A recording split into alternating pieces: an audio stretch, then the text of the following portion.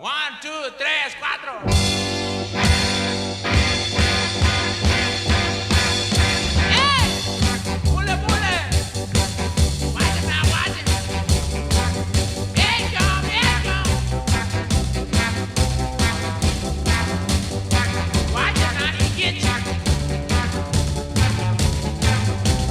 Dale Jr.'s daddy died. I said, I'm going to root for Dale Jr. now. But no, before that, I was a Jeff Gordon fan. I was the Rainbow Warrior, that bright rainbow DuPont car. Tommy Rink told me that his nickname was Tinkerbell. Yeah, no, he was definitely hated on. He was like the new young gun with the fucking bright fluorescent rainbow car. So everyone, Jeff Gordon, gay. He is a gay. Nah, he's definitely gay. Fuck Hendrick Motorsports. I was a faggot for rooting for them. But I was a kid, and You're young. as a kid, you're a front runner. And yeah, totally. when I started watching, he won like 12 races the first year. You're gonna make this car a little bit cooler. But no, Dale Jr. was running before for like a couple seasons. Wasn't running into the wall though. For a couple seasons before his dad died. I didn't dislike Dale Jr., but I was all in on Jeff Gordon. So like I was talking with someone about this on Twitter. Before Dale Sr. died, I fucking hated him because he was Jeff Gordon's rival, and like my grandmom thought he was a dirty driver, and I kind of just mimicked my grandmom's thoughts as a child. So I'm like, he was the dirty driver. He did wreck a lot of people. Like now as an adult, I'm like, that guy rules. But like as a kid, I was like, he's mean. He punted my guy into the wall. I very much enjoy that you mimic your parents too, because like I had that same exact sentiment towards Eric. You do until you're like 13, yeah, and then you flip it, and you're like, I'm a Democrat now. I don't care. No, I had like that same, communism. I had that same never in this household, but no, I felt the burn. Jesus Christ. No, I'm trying to say that Eric Lindros got traded from the Flyers, and my dad had a huge beef with him playing for the Flyers, because like I think like the season where he got that real bad concussion that like, what a different era, dude, like what right a pussy through the fucking glass, and they were like, you should go out there for another shift, and he's like, I feel fucking Scott seasick. Steven just turned your brain into fucking mashed potatoes. Yeah, and like go run it. Yeah, like, got your bell wrong, bud. Shake it off. I remember Jay just being like, "What a fucking fruitcake!" Yeah, like, dude, just like come on, like he's. My dad was. I watched that hit live, the Scott Stevens hit. I was there. I was there too. Oh, you were there. Yeah, I was there. I wasn't. Yeah. I mean, I watched it live on television, but we were watching it in my grandparents' kitchen on this little. Remember the little like 13-inch TVs? Absolutely. Why were we all JVC. in the kitchen? Why weren't we in the living room? Because that's where you could smoke unapologetically, because coffee's close. Yes, and everyone, me and the rest of the fam, were all hacking darts, watching the Flyers get their shit kicked 11. into the Devils. I was like 7 or something. I was really young. I was still on the lights. But I remember watching that hit live, and my dad was like similar sentiment. He was like, this guy's soft. Like, it was his favorite player, and he's like, he's too soft. And now that we have an understanding of concussions, and that I've had several or a couple bad concussions and several regular concussions, and like now the NHL and like everyone would have a totally different reaction to that. Be like, oh yeah, he made like the right decision. People would be like kneeling on the ice and shit, like trying to make sure he's okay. Scott Stevens just like getting tapped up by the boy. Him, like, fucking faggot. Yeah, well, in the picture, I remember like because we were there. My mom saved the headline, the Daily News or what is it, Inquirer's sports section. The front page of the sports section was Scott Stevens drilling Lindros. Like you could just see like Lindros like ragdolling through the glass.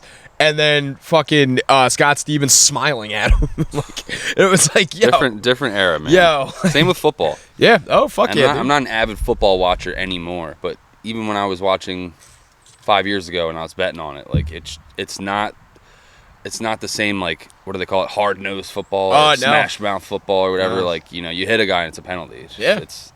And we grew up in a different era because I remember just headhunting when I played football. I'm like, only got like one penalty for it ever. Like when Ryan Murphy was 30 yards that way heading towards the end zone, he was the running back, and we would do this cheat code play where they just call it the Murph around. It was basically just a reverse, and Murph would just come flying around the opposite side where everyone's going that way, and it was literally a cheat code. We scored on it like at will that year.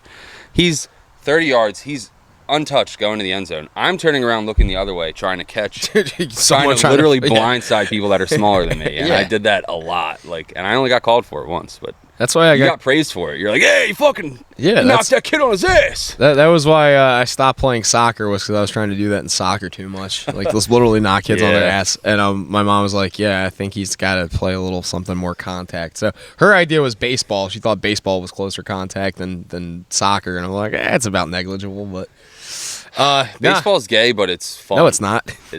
Baseball is not gay. It's not like a contact sport, but you do have like balls with. It's more contact than soccer. Yeah, it's not like, aside from like railroading the catcher or like maybe getting beamed in the head, but like. Well, second base, that was my favorite. Slide Indian stuff. Yeah, because you could ankle pick. Chase Utley was the notorious ankle picker, and now Rhys Hoskins. It's always a Philly for some reason. Either that or Seattle Mariner, because they had fucking Ichiro. Ichiro was very nimble, and he used to like run straight through first base.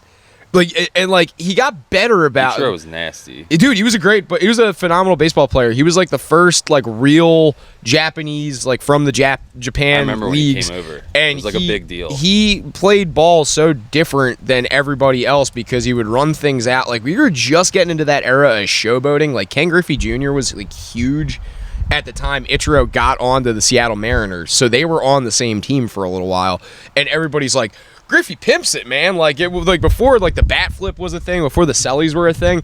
Like, Griffey was kind of that guy where everybody was like, old school baseball people were like tugging on their fucking collars, like, I don't like it. What is this doing to the sport? And then Ichiro's out here just fucking acting like a fucking wild man, like running things out, like charging. You can like charge second base when you're like let's say there's about to be like a fly out. But, like, you know that the guy's either going to catch it for, like, the third out of the inning or, like, he's just going to, like, it's just going to be something where you have to run back to first. He would run all the way to second base and then run back. Like, why?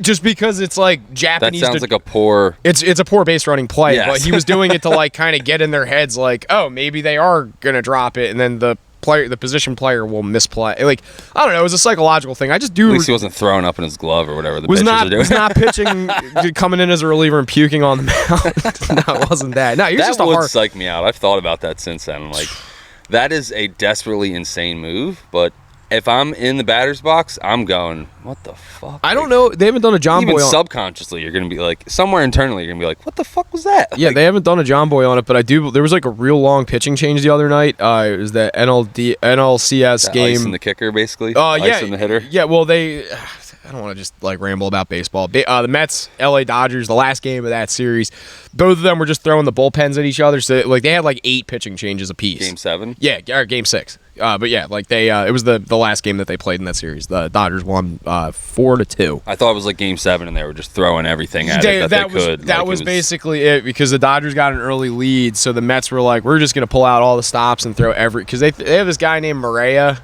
That he's a weird left-handed pitcher that pitches across the batter's box. Like, so you're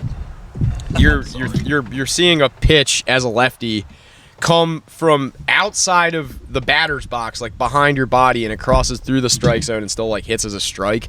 And like they were like, oh, this guy's gonna be good for like 4 innings, and got lit up in the first inning. So then they just ended up being a bullpen exchange. And it's foiled. Exactly. What do we do now? And it was like an elimination game, so the Mets just were like throwing everything that they had without any regard for the next game. Do you always yank a guy in that situation, or yes. do you give him?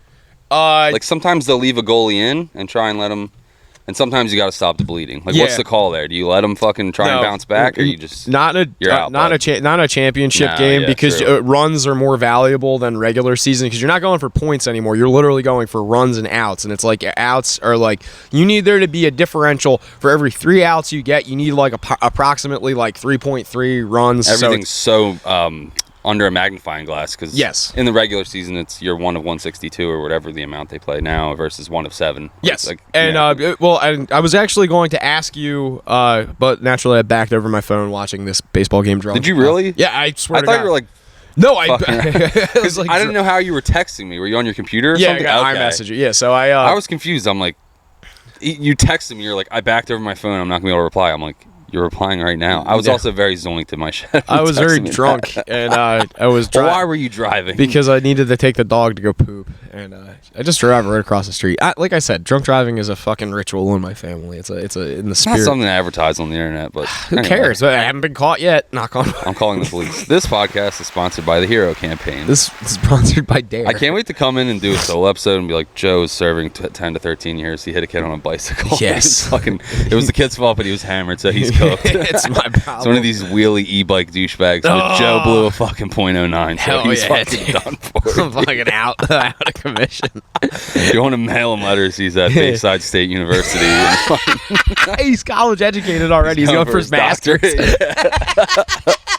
He's writing his thesis statement on fucking ramen noodles and stamps. Alcohol poisoning. The economy of prison. The economy of prison wine and butt fucks. He's been stabbed twice in poker games for beating guys out of their American spirits. Yes. No. I backed over it, so like I was gonna text you, but yeah, I was like trying to find the analogy between that and NASCAR, where it's like in the championships, and this was just purely like a question for you more than like about like the actual like championships, but like in the NASCAR playoffs.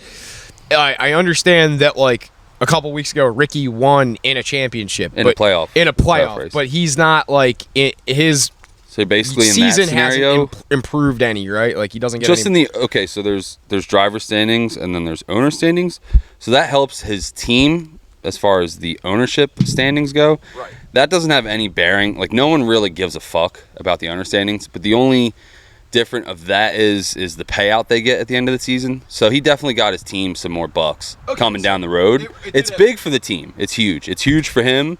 But as far as it doesn't improve his chances of winning the championship because he literally can't win the championship. Yeah, I was going to say he's like statistically eliminated from a championship, right? Well, he's literally eliminated. He could win every race of the playoffs. He's not that because that's he didn't what I mean make by the playoffs. Statistically, NASCAR is really hard to compare to stick and ball sports because, like the Flyers, they don't make the playoffs. They don't still play during the playoffs, but racing, there's 16 guys in, but they're still racing the whole field. Well, I was gonna say it's like if like let's say like a couple of teams like really get like to be front runners like midway through the season, and then it's like they're statistically eliminated, but still have to play like 7 games, even though there is no shot at them. It's like that, right? Like that, but they still have. Yeah, they have to finish the season. They have to. But the only thing there is still something to be said for winning checkered flags and you get the trophy and the fucking paycheck. Yeah, so, like winning those 7 games would probably be like a nice way to go into the postseason, but that's all mental and momentum and whatever. But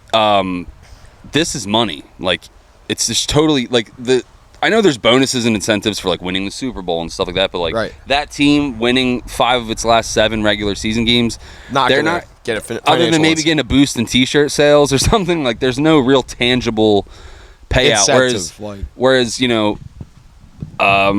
Ricky, that team that won, they might have got a check for $1 million. Like that helps the fucking budget. You know what I mean? It's different.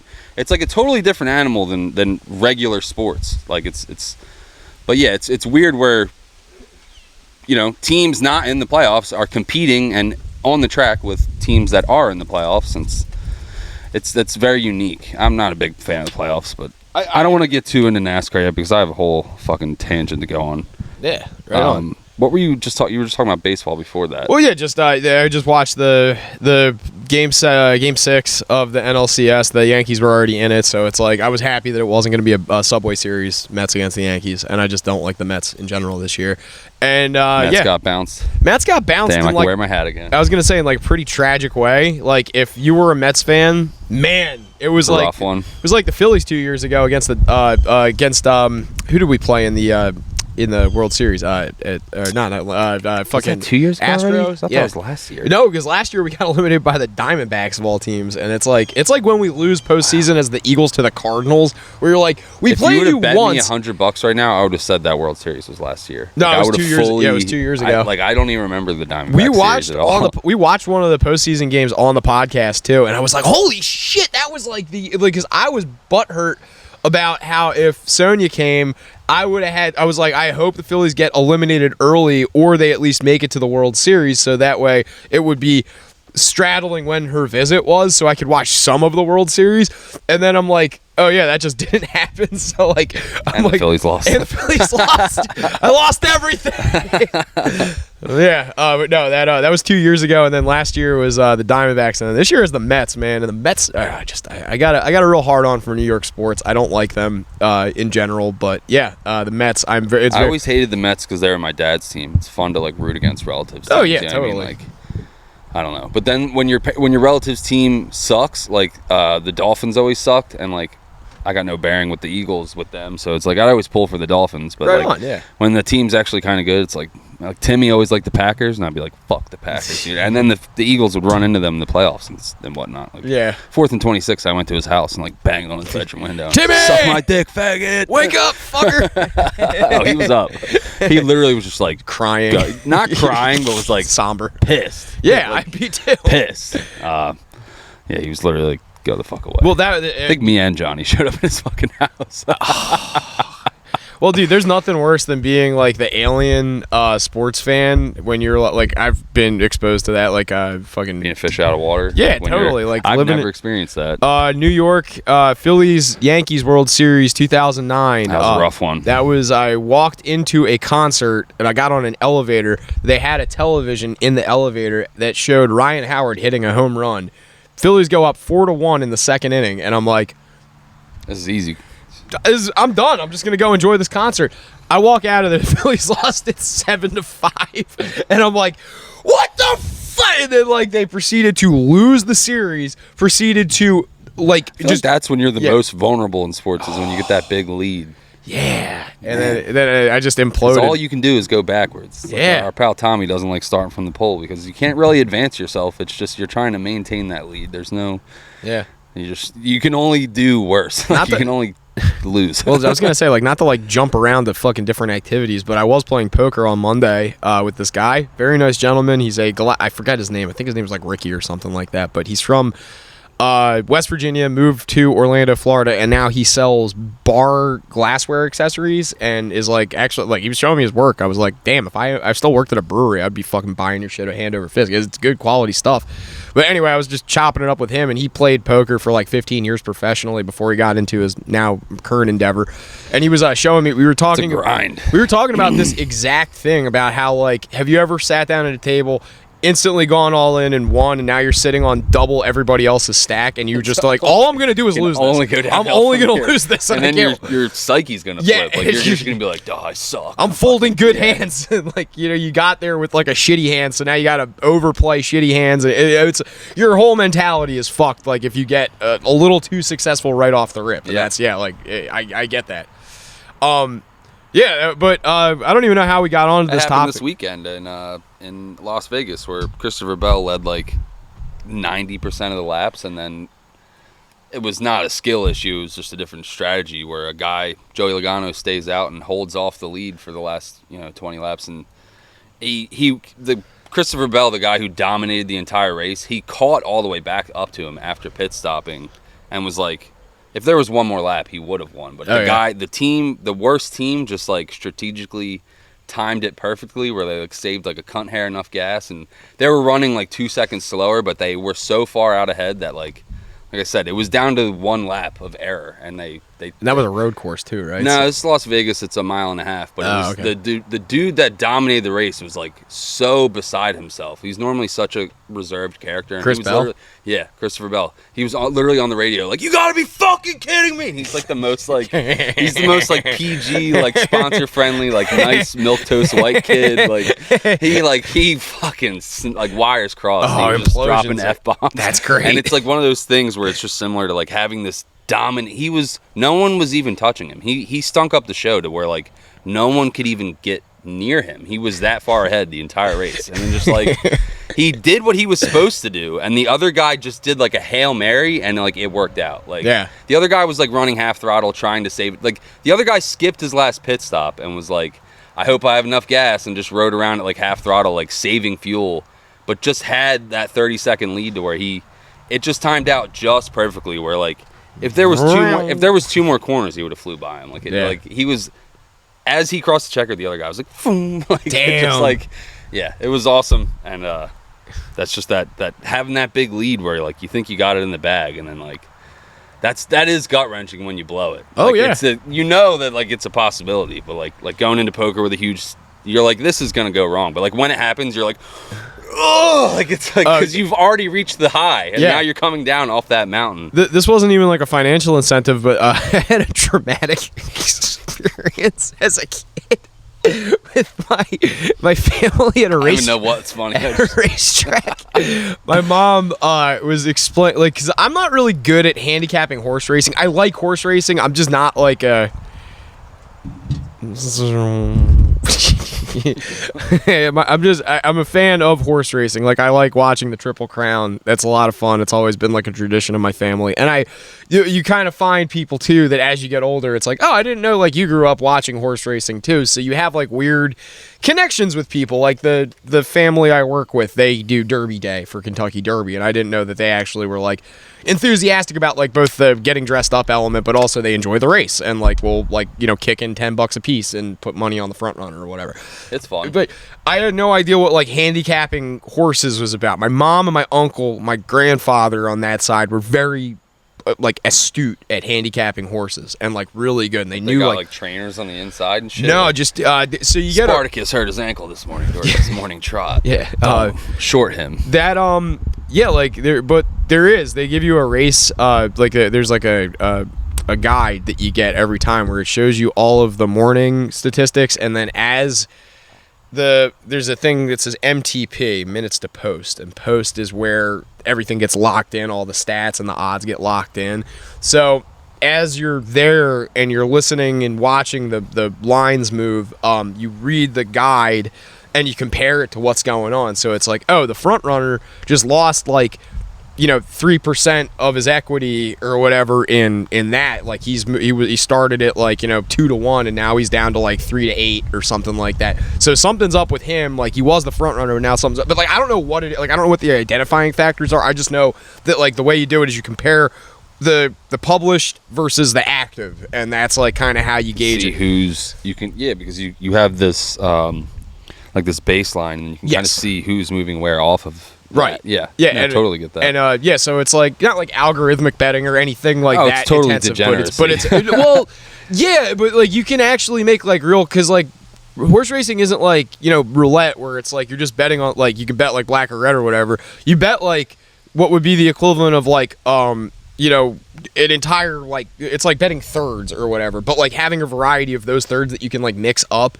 And yeah, like so it's like a box trifecta. You put like $5 on a box trifecta, it'll pay like 3-1, so you're getting $15. But if you get like an exacta on that box trifecta, that's gonna pay like 150-1 on a $5 bet. And like that, and just exactas you call the first, second, and third. Three, yeah. Box trifecta is just you call the three numbers in any order. So it's like So you get the top three. It just doesn't matter the order. Yes. So it's less incentive, but you got a better idea. But like, yeah, the more narrow you handicap, the more the odds the more odds the incentive. You pick a winner. Like, what are the odds on that? Usually the highest. Like that's like that'll give you like if you call like an exacta, but like you know the exact rundown, that's like the best. But if you just call like a winner, like you say like, you know, the 3 horse to win, you still get like better odds than like 3 horse to place. Like, you know, meaning that it can come in first, second, or third. Yeah.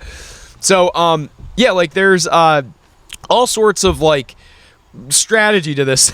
So my mom is like explaining this to me at the racetrack. She's like, so what we're gonna do is we're gonna look at this number and then look up there, that number says something different, so we're gonna rule this guy out. And then like we kind of like, she's explaining this to me and we deduce that like this one horse is who we want. It's not that he's going to do good. She thinks that he's going to kick, like that he's going to get into the home stretch or like onto that last turn and really just like sell it. Like because he's on like, they also publish what kind like of blow like by the field or like, yeah, like, not like blow by the field, but like probably be like, you know, in the first like 4, like the first chunk, and then blow by the front runners and like win by like a nose, something like that. And it happens a lot because they also publish what kind of steroids they're giving the horses, what the health of the horses are, how old the horses are. A lot of times it's a strategy move where they'll kind of hold them back until that last corner, and then their legs are fresh and they just fucking, they break. That's exciting. Yeah, it's a lot of fun. That's like where like dog racing, you see it a lot more because the dogs aren't like jockeyed; they're chasing something. So when one of them wakes up and is like, "Oh, I can get around," it's like watching. Awesome. It's watching nature happen. It's fucking wild. But like, yeah, horse racing is kind of similar when they start like breaking. They like really like dig in around that last corner. But yeah, we we get there, and then the first leg, like so they come out of the gate into the first corner. There's a collision. Two of the horses run into each other, and our horse goes down and broke a leg. So they had to shoot it on the track. Oh my God! In front of the entire grandstand. They wouldn't do that now. This was like early 2000s. Yeah, so they wouldn't do probably, that. That's akin to like Eric Lindros being a pussy. Like they just shot it and then had that to was get, when America had was to get like a America. forklift and pull the carcass up into it. My mom's crying and I'm confused. My uncle's like, yeah, that's like 15 Part of the grand right game. there. 15 grand Oh, on money. Yeah, he's like 15 grand right there. You didn't even bet on him. He's just saying like the trainers and the Not owners the poor and everything. horse. He's like, they're out 15 fucking large. That's a big dent. can to make a take. new horse, Yeah, my mom was like so upset. Why do they do that? Because you can't, dude. The horse will take. It will cost so much money to get that horse back up to health where it can't even function as a racehorse, just no, a I normal meant horse. to like live a normal life. No, it costs so much money on a leg break on that. Horses get put down relatively easily. They're a very tough animal, but when they do have breaks, the breaks are a lot more catastrophic than they are with other animals. So like a dog can easily recover from like a broken limb because he's not putting a ton of weight on, its paw. But There's like a Family Guy bit about that. The cutaway where the horse like breaks his hospital. leg or something, and they're about to shoot him. He like kicks the guy in the head and like shoots him in the leg. He's like, "Oh, how do you How's it fucking feel? like How's it feel?" Oh, broken leg. We're gonna fucking kill you." One of my favorite Shoots the guy in the head. My favorite Scrubs bits is Kelso, the head doctor, is like, I wish one day that we could turn this into a horse hospital. And it's just all the doctors walking around with shotguns. And he's like, looks like your foot's not getting any better. Boom! And like, he just walks up to a guy on a girth. Just seems like that seems like very drastic. Like It's a very dramatic thing, but unfortunately, it's like I understand it it's probably makes sense, but take finance out of the picture. Like it seems like no, it's like the quality of life. Usually, it would be like But if money was no object, you could spend the $100K to get Horsey Horse the fucking surgery he needs, and like, Okay, you know let what me- I mean, like take yeah, but budget let out me- of it. let There's me- got to be a way let that we me- can make horses. Let me draw an analogy. You know the car Dale died in? Dale Sr.? Yeah, would you want try and fucking fix that up and put a motor back in Yes. it and wheels? Oh, God, no, I'd that's drive so it. morbid. That'd be my like No, chick it's- going to a haunted house. Like I want to do a lap around Ooh. Daytona and the fucking spooky. I want the blood still in the steering wheel. What's the Mitch Hedberg joke? Who's like, he's like, chicks always like I want to haunted use houses. Mitch Hedberg's needle. Yeah. And try heroin. No, he's like, chicks like haunted houses. I want to buy a haunted motorcycle. Is it haunted? I don't know. You hop on it. It's pretty spooky. It goes so fast. I don't fucking know. I'm butchering that. Boo. Yeah. What do you got anything fun on the docket today? No, I'm still thinking about fucking poor horsies. That's terrible, man. There's so many. I'm with your mom. I would have been upset. I mean, it is upsetting to see. It's not the fun. It's not the fun elements of horse Don't racing. some of them get saved though, and like, Yeah, they live a their lot of life them. out on a farm? Yeah, a and, like, lot of them. But a lot of them just get old and can't race anymore. They don't like break a limb in the middle of Right a to the race. glue factory. Yeah, but like a lot of them Brutal. do. There's like places like greyhounds where you can like adopt horses that are former racehorses. The only thing that's kind of hard is they're not easy to break. A greyhound is generally like a pretty. You said Stu's stepmom had like a pretty loving greyhound. Gina, she was the fucking shit. Yeah, That dog like ruled. yeah, like so like they're pretty easy to like just put a bowl of water and some food and dude and like all right, They're drink the up, sweetest stupid. dogs. Yeah, and like a racehorse is like trained. It's like conditioned to be an alpha. So like even if you're trying to like stud it and it's like still an active racehorse, sometimes it'll like kill the female horse With because its penis or just no, like, just in general, like it'll gore the horse. Like it'll try and mount. Stomp it to death? Yeah, it'll like mount it and then get pissed off while it's in the other horse and just like start like fucking biting it and shit. And then the horse becomes like the female horse gets all like submissive and Ew, it'll just dude. like stomp it and trample it to death or like bite it to death. Like yeah, I don't like that. horses are I gnarly. wish I had these facts to refute horse girls in fucking middle school. Dude. Ever hear of a horse goring its mate to death? Yeah, dude. All right, off horses. Yeah. I don't want to talk about horses. I don't want to talk about goodbye horse. I just tuck my dick in, pull my pants down, and start singing that. Okay, that's actually What's up with horse chicks, dude? Why were there sexy. horse chicks? Well, you want to talk some horse chicks real quick, or you want to talk about fish tank? Talk about Miss Vicari. No, you were saying the Dale car. There's like no one really knows where it is. There's like rumors apparently like buried it at the bottom of the lake at Daytona International Speedway, Lake Lloyd. The other rumor is that That's like, not a hard one to. You just get like a fucking camera. No one knows like where it. Just survey the lake. you can't just. It's not like public property. It's LiDAR the lake. I mean, like, have it's some private property. Like, I know. I doubt fucking Loch Ness NASCAR Ness is private property. They do LiDAR on that shit all the time. Yeah, no, I don't think you could. I mean, maybe, but I doubt that they did that. But apparently, the owner of the car, the team owner, Richard Childress, apparently he buried it on his property. Like, there's all type of different. Like, there's no official story of like what they did with the car. It's just kind of like this. There's always like it's like a meme. Like, people will be like, oh, that's where I heard they put the Dale car. Like the craps table on the dock of Harrah's or whatever. Do you ever hear about that? I think I told that on here. But yeah, there was a guy I was playing poker with a few years, like this was like pre-COVID. He used to be a craps barker in Atlantic City at Harrah's and the Trump Marina when the Trump Marina was still there. He was like at both of them properties. So I forget which it is. I think it probably was Marina or something like that, or they carried it all the way from Harrah's over to the Trump Marina. But they had a table that was just hemorrhaging money, like for whatever reason, and the pit boss was like, "This thing's cursed." So that's wild. They swapped out the physical tables because they were like, "Yeah, like this thing is just losing us money." So like it must be like that's like degen logic. Yeah, bad on the juju. house side. So they took it out into the parking lot, lit it on fire, and then put it on a or like a set of wheels. Yeah, and pushed it into the fucking bay. Apparently, like with chips and shit still on it too. But they were like, "Nope, cursed." Then Stanhope had a story too about some guy that threw up all over a table and they pushed it into the bay too. In Atlantic City? Yeah, in Atlantic City. Really? with the chips and everything on there, yeah. But yeah, I've heard multiple accounts of like tables being like unlucky. I feel like the chips don't really matter to them because you can just they've already got the money for it. Like the chips are just make believe. Well, yeah, they're arbitrary. Yeah, they've got the cash. But it's still funny to me that like people will like think like, oh, this is bad luck. Let's push it in the ocean. Yeah, that's not good. It's not.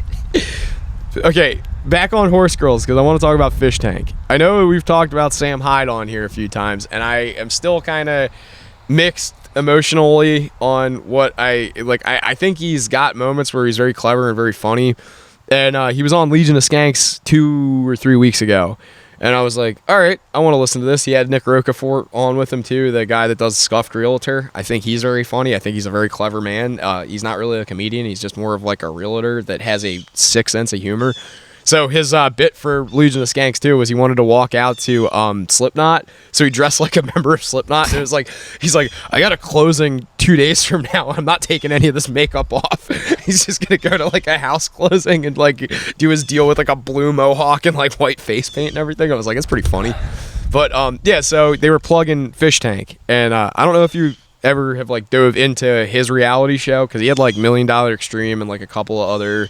Who? Sam Hyde and Nick Rocafort. Yeah, like they had an Adult Swim show called $1 Million Extreme, and now they got canceled because they got into something with Tim and Eric.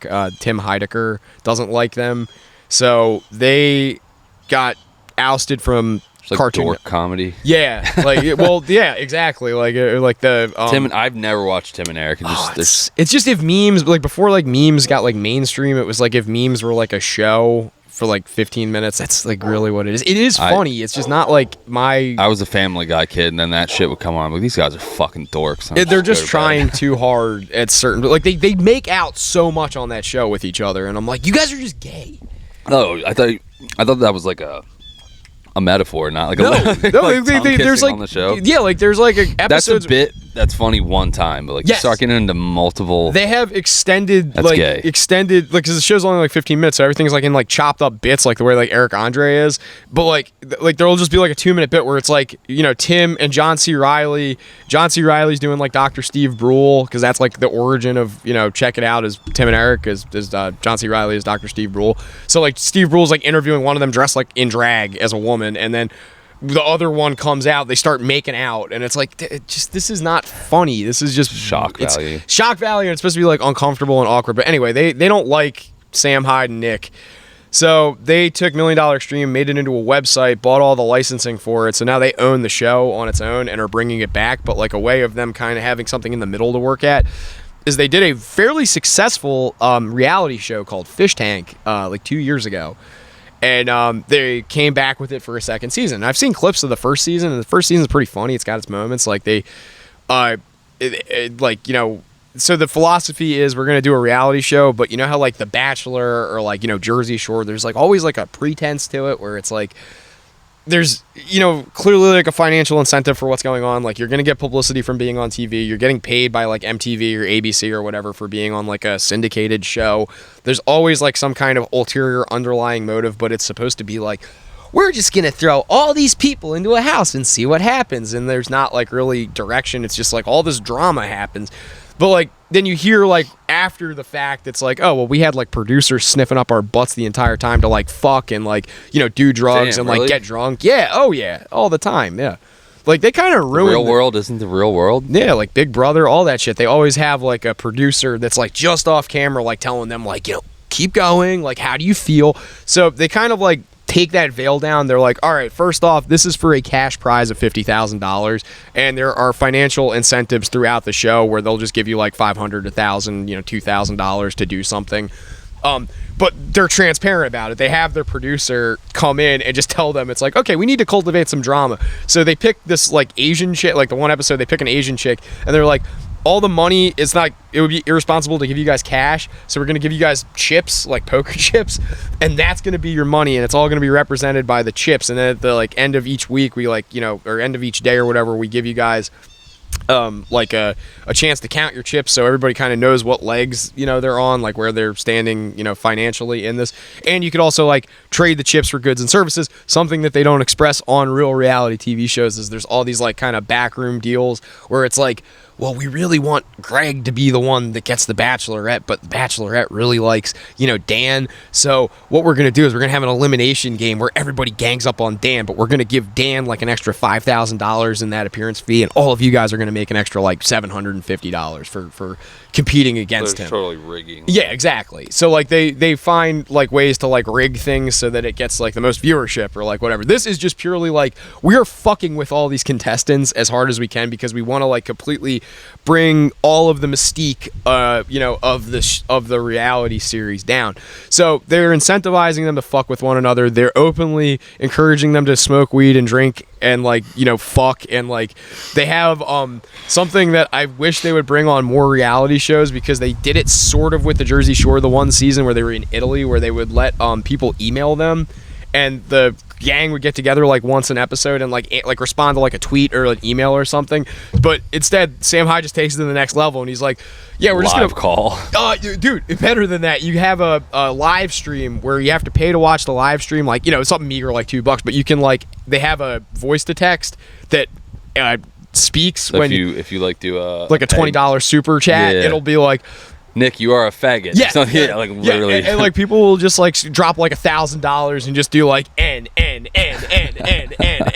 like for hours on it. They're all trying to sleep. It's like 3:00 in the morning, and it's Sam just in his fucking office. It's like, you two are a very dumb couple. You should make out, fucking have retarded babies, like stuff like that. Jesus Christ. Yeah, there's like, and then like they'll like bridge like, so like all the interviews aren't like, you don't go to a room or there's no like isolation or whatever. It's like they'll just in the fucking kitchen. Yeah, they just like shove a camera in your face and ask like, how do you feel? And there's this like one dude who he looks kind of like the bully from Arthur, the dude with the huge mouth. Fat guy. Fat camp. Yeah, he's like, he kind of looks like him.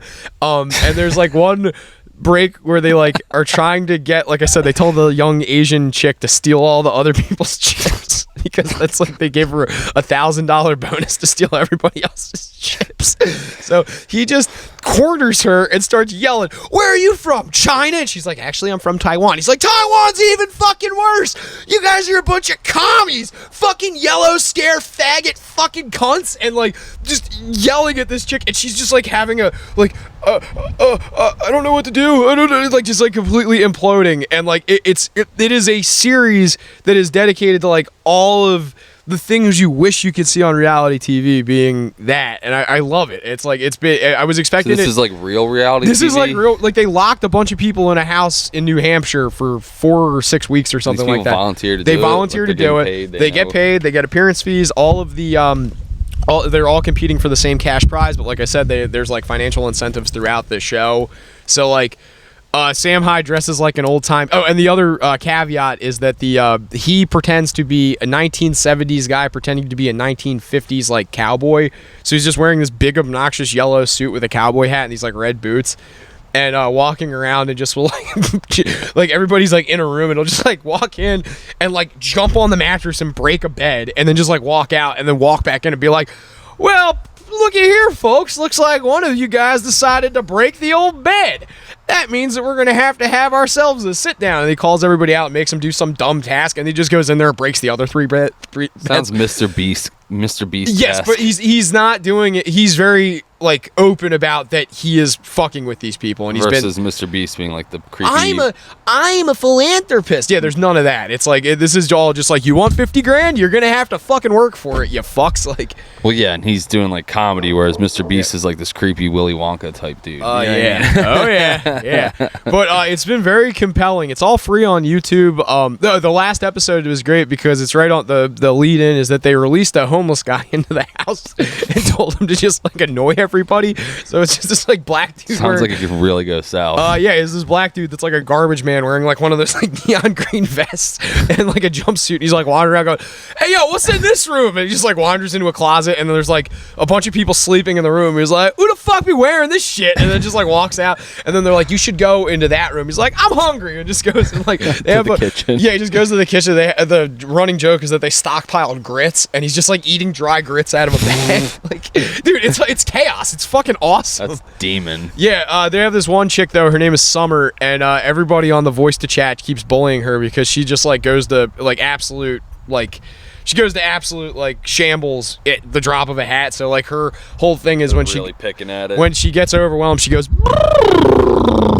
So she'll like just once in a while get overwhelmed by something. A certain mental retardation. Yes, all the voice to chat is like, Summer is autistic, and she starts crying and like has to like run. So at it's a certain stim. My stepbrother has Prader-Willi's, which is a whole different mental handicap. But they do this thing where they rub their face and they do that noise. Yeah, so that's what like. It's like an emotional, like it's like a stasis, like a control, like you need to like reset. And they get excited. Yeah, like, and it's not just my stepbrother Wayne. I mean, I've seen other people in his facility do the same. Yeah. Like I thought they were tugging my leg when I was a kid, being like, I think this is just Wayne, and like no, I've seen all the other Praters fucking do it. So that's why I'm like, that chick's must be a little retarded. You and everybody on the voice to chat seem to be in consensus there. But yeah, she'll like just so the one room is that they just have a room that is like, because they can't go outside, otherwise they like lose their chance at winning. They have a room that's just got AstroTurf and a dog house. So they make the girl sleep in the dog house, and like she's like in there, and every like 30 or 40 minutes you'll just like hear off screen just she's like pacing around, like wringing her hands, like I just want everybody to like me. I just want everybody to like me. And like it's like, no, like they're all here to make money. You're the one that's like fixated on these like high school level. She's gonna snap at some point. Yeah, and like so she's got pills too, and she was hiding her chips, like the money chips in her pills. And like one of the first things that happened is they had to like call all the production. The homeless dude was like, "Yo, I got pills and money, pills now, man." Dude, like so they had to like call a production meeting with her because they thought she was like trying to like kill herself. But she's like, "No, I'm just hiding my chips and my pills." And they're like, "That's not a good place to hide your chips." And she's like, "Oh yeah, I guess it does make sense. You guys think I'm gonna take all my pills, don't you?" And like, yeah, like don't do that. So like. They keep like taking her pills away. We need you to sign this fucking waiver. By the way, they keep escorting her like off camera, and she's clearly like signing like documents.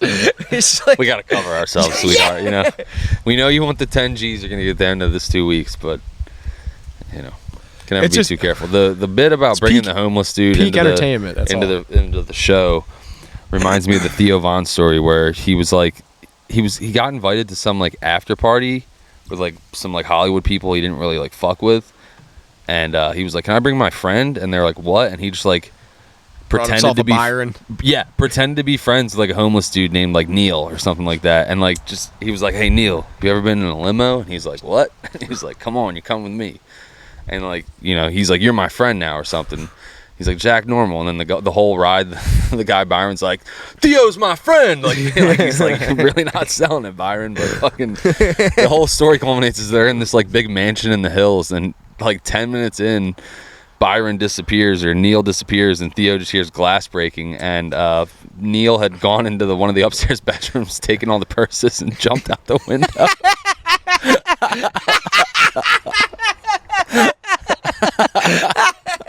listen. That's like a real Joey Diaz moment. Like, I was in the party. I went into this. I take a shit. I go into this room. There's 10 purses. I had to teach them a lesson. You can't have purses at parties. I stole one of their shoes a piece too. Everybody had their shoes by the door. I came back. I left one sink on in every house I robbed.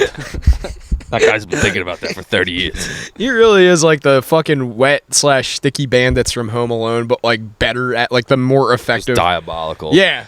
And I don't know. Some people be like, Joey Diaz is full of shit, but I bet you he really did. Dude, fucking, I know some of the stories are embellished, but I could see him like taking a shoe just to be like, fuck you. So he's someone where like actually after like meeting him, like not that like we had like a like it wasn't limited or whatever, we just like met him for a photo or whatever, but like after like meeting him and like meeting like what a nice guy he is, he's like clearly got like something behind those eyes. Like but like I don't care with him. He's not like Steve Rannazzisi where he's like lying about being in 9/11 and you're like, okay, like now I can't really. I don't know how I feel about your comedy. Joey like could be embellishing it's bullshit, and then like you get other guys on there, like all the LA douchebag comics like Tom and all those guys, like they corroborate his stories. Who was that dude that they had on that was like the Cuban historian guy from like North Jersey? Like he was like basically writing a story about North Bergen and but you know who he is, and Joey was like, you know, like Johnny Cocksucker. He's like, actually, like I have a testimony deposition from Johnny Cocksucker, and you're mentioned in this, and he's like. See what I mean, Joe Rogan? I lived with Carmine Palzano for 10 years. He was a dirty cop.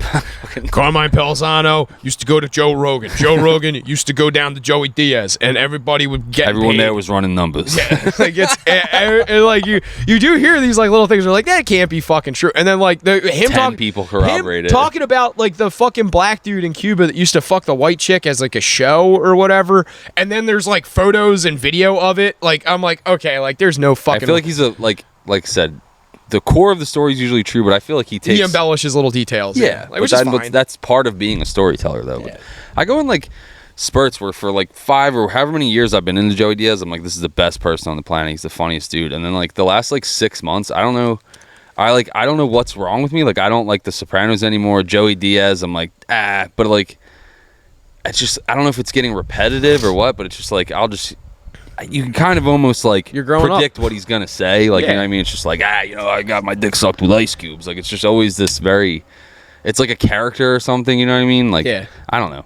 But I love Joey Diaz and I love The Sopranos, but I've just been on this. It's not growing up. It's just like no, you become jaded to the things that you love because you now I have overdid like, it. Yeah, where it's like all I did was listen to Joey Diaz like every day for like 5 years, to where I'm like I'm like the kid throwing the Woody toy and picking up Buzz Lightyear. Like, I'm bored of you, Woody. You're like me drinking too much Hennessy once and then being like, I don't want it anymore. I don't need that. I loved Hennessy. I know, but like you never had like an overdid it with Hennessy. I did. I mean, lot. Oh, okay.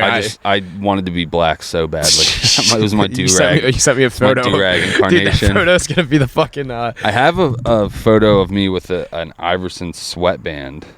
I didn't send it to you. Dude, send that to the thing. One of those is gonna be the thumbnail for the ep this week. But putting a pin on Fish Tank. That's me. Just my mom's like fixing my fucking. Dude, I'm about to go in, drop like 7 dimes, bro. No, not even. About to go in and foul out and get benched because Mr. The Dr. Kimball, the dentist, he was my coach. Said you were a little too passionate. enthusiastic. Yeah, he said I was too passionate was the word he used. Because I was like, we're losing by like 2 points and I'm like shoving people out of bounds and calling them pussies. Hell like yeah. 10. There you go. Not verbatim, but I was definitely talking shit. You're a wiener. You're a poop head, dude. You're a real fucking poopy pants. I just wanted to put a bow on Fish Tank. My favorite thing about reality TV, because I do enjoy garbage television once in a while. I do enjoy sports. I think live sports are my favorite thing to watch on television as an adult. The only thing I watch on television. It's the only thing that's real, and it's not even real. I'm bad into YouTube. I don't really watch TV. It's predominantly YouTube. Guys like Sam Hyde and Shane Gillis and comedians Tom and Bert people and all these. that. Not just comedians though, like just random. You'll get a random 30-minute documentary that's like extremely well put together by just some random guy with 60K subs. Like not anything of serious note, and it's like this is the best fucking documentary I've seen all year. Like I don't know, random wormholes where I don't find myself really ever watching cable. Where I'm like I'm gonna watch fucking what's that one show the pranks or whatever. It's Impractical Jokers. Yeah, it's like that's not really my jam. Yeah. stuff like that. Like I'm not gonna watch fucking Monk. Yeah, like, I'm, just I'm not watching SVU. Or yeah, Law and Order SVU. NYPD Blue or fucking what's the one? Chicago Fire. Chicago Fire. Oh, now they have a whole Miami. It's like 911 Miami for like the Vice. paramedics, detectives, and fucking Those shows fire. give me anxiety. It's not relaxing to sit down and watch people. Like my mom used to love ER, and I'd be like, and then Tina watched it recently. It's like the hospital gives me the fucking ookie spookies, dog. Like I don't like the doctor. I don't like the hospital. I don't want to sit home, relax, and watch shows about like gunshot victims coming into the ER and like the mental toll it takes on the doctors and nurses, and then they fucking like transitionary scenes in the fucking broom closet, and it's just like, oh, the love story between Dr. Smith and Nurse Petunia. Like it's just fucking very cliche. Well, Nurse gay. Petunia has a husband and 3 kids at home, Yes. but she's more Husband's a cop. Yeah, more inclined to, and then her husband usually brings in gunshot victims, and then they smooch over this guy who's hemorrhaging at him. And then there's a glance from the doctor. And the doctor knows that he's been They've caught. made whoopee. They went in and she shoved an entire fucking circular glass jar of cotton swabs into her vagina. She pooped out 8 rubber basketballs into her yogi pants. Holy shit, You dude. said I me? got so many fucking poop. I was jokes. showing them all to Tina, and Good. Tina goes, "That one's not poop, that's a dildo." And I was like, "Those ones are basketballs." I am glad that is making the rounds. And there was at your another house. one. She's like, "I think that's a dildo too." And then we saw like the knuckling on it, and she's like, "Oh nope, that's The poop." chick playing way. Or no, the one It's like same incredibly long turd, but Yeah. it looked so long that it was like that had to be a prop. And then Yeah. it was just like you saw the veins and stuff on it. You're like, no, that's a turd. The Chinese chick running away, like just a bunch of white fucking milk coming out of her butt. That one's So- upsetting. The It's so basketballs, funny. the basketballs made me happy. Dude, there's so That's many. like PG. I feel like you could show them on the the basketball one you can. but Basketball one probably. She's wearing clothes. Yeah, you're technically. good. She's just not very fun. The one the with other the ones white, where it's just full asshole, just tighty expanding. the tighty whities you could probably get away with too, but that was just a lot of fudge in there. It is if you've. Me ever and my had a- buddies, an old pastime was we used to take our Snapchat cameras, you put it on selfie mode, and you put it right in the old grundle. You get fucking, it's dangerous because as you're Could be pooping, splashing. Yeah. splash, and sometimes when you're pooping, you start peeing a little bit. Oh, yeah, you gotta that's- watch out for the drips and This whatnot. wasn't waterproof You're gonna- screens time. No, either, no, yeah. and you're just gonna get pee all over your phone. But yeah, the Delicious. game was you take a fucking right up there, right there, Right there, right Fred. there. I was just gonna say that. You take one Johnny on the spot, camera looking right into the fucking brown eye, How you doing? and you take a shit. And there's a lot of effects you can do on Snapchat. You can put it in reverse. Reverse is a wild one. Oh, dude, Watching it's like it go watching, back in. it's like an alien abduction. Slow mo is pretty. Slow-mo's The a sound great- effects of slow mo, the wind breaking the plane. You know what I mean? It's yeah. yeah. So we used to do that. That was a lot of fun. My favorite was But the. you sent me a lot of videos just like that. I don't know how to out me and my friends for doing that, but that was nothing wrong with that. I knew Tina was the one when I told her that story, and then a week later, unprovoked, she sent me one of those videos, and Yeah. I was like, "I love you." There was Casey and I had we had like a little exchange where we were talking about like taints for some reason, like in a medical sense, like whether or not like Perennium. it's something about like The skin. Rogan thing where it's like the smaller the length and taint, the smaller the testosterone or whatever. That theory where like apparently in mammals and humans taints are getting smaller. which Damn, I have a means we're huge less- taint. Yeah, so you're. I got a huge fucking taint. That means That's you're yeah. fucking alpha as fuck. dude. No, like I'm like not even kidding. If I could get away with showing it, you like, dude, I could like lift my balls up and you wouldn't even be able to see my butt crack from the front side. Like it's huge. It's I like think I got a really tiny taint. I got a. I don't know. Tennis taint. you got a tennis. I didn't know how to make a tennis. a taint. A tinus. A weenus. How do you make taint a tennis? I don't know. Tiny taint. Yeah, There's already a T there. You got a TT. I don't know. But Casey and I were talking about skin grafts or whatever, and like how I was like, where would you like I forget like how we got They on. pull skin grafts from your taint? No, it was Okay. like I think we were talking about like getting a skin graft on your taint or something like that, and I was like, how would you pull How do they skin put the seam to back? And yeah, like so. What is the seam? Understanding and extrapolating on this the exact same way her and I did organically about this. She was just like, I don't find the taint to be that impressive of like she thought like something about like lips and like sphincters and like buttholes or like the skin that like is like more like malleable or not malleable, like stretchy or whatever. She was like, that's more like of a impress like your taint's just like there, and like the fact they can get like injured or whatever. And then like we're deep into Your this taint can get conversation. injured? I don't know I where. mean, anything can get injured. Yeah, but I remember the specificity was we were talking about skin grafts and something pertaining to or like pulling skin from or putting skin onto the taint. That was how it came up. So within 2 minutes, I'm squatting over my camera and sending her a picture of my taint and my balls and my As you butthole, as I should. And then that was like one of the few saved snap stories that she has of me. So I'll be going through and it's like me and her smooching on the beach, and then it's just my butthole, my fucking balloon knot, just squatting over my camera, looking like just happy as a clam. yeah, you get your memories on Snapchat and it's just like, oh, dick pic from 2018. Dick pic Like, from what the fuck, Dick dude? pic from 2017 where Yeah. I colored it in. Because Shane Gillis talking about doing that, where you take a picture of your dick and then you dress it up like a football player and put like a little helmet on it Yeah, and whatnot. it's fun. And it's Send it to your fun. buddies. Yeah, you send it to all the homies. I made You put one. it on a story or something. Though? Yeah, Isn't that the problem? Yeah, he did. I made mine into a mountain one time and like colored it different colors so it looked like it was walking up the mountain. Like it was like part of the mountain. It's hard to explain. If I sent it to you, you'd be like, I got you. It's like imagine like the Great Wall of China. You know how like kind of like cascades through the hill. That was what my dick was doing. My dick was like Jesus with one set of footprints, or whatever. Yeah, if you've never seen like the childbirth shot of a turd coming out, like it is aggressive how much your butthole expands. Like as a cis het man, like I'm offended. I mean, good on them. It gapes. I don't really have them anymore because I'm What, a big old 30-year-old poo-poo? man. I get big dumps, but you ever have it when like you literally like gape yourself as a kid, where Yeah. like your butthole's sore? Daily. Like, I don't get that as much anymore. dude, I eat a lot of protein, so like I get hard poops that are coming out real aggressive, and I usually have what I call yelpy poops, where I'm like, and it's like you feel it in your gut, but it's like going pushed the out other some way. big ones, but I feel like my beehole is just gaped at this point. Like it just doesn't hurt anymore. Like sleeve of wizard. Shit and pancakes, dude. Fucking Silo Johnson shoved a ping pong paddle up there. Been shitting pancakes for years. What's a HJ, BJ, CJ, ZJ? What's a ZJ? If you have to ask, you probably can't afford it. What the hell's a CJ?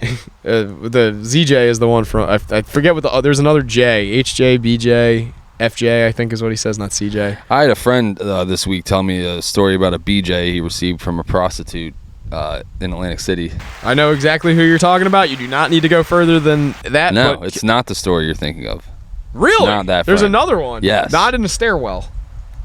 Actually, also in a stairwell. What the fuck? Oh, Not in dude, the parking this is garage stairwell, in the stairwell by his breaking we news. got breaking news This here. wasn't recent. There are two friends of ours that have had blowjobs in Atlantic City parking garages. There's way more than that. We have multiple friends that have been getting blown. We're going to the traffic copter now.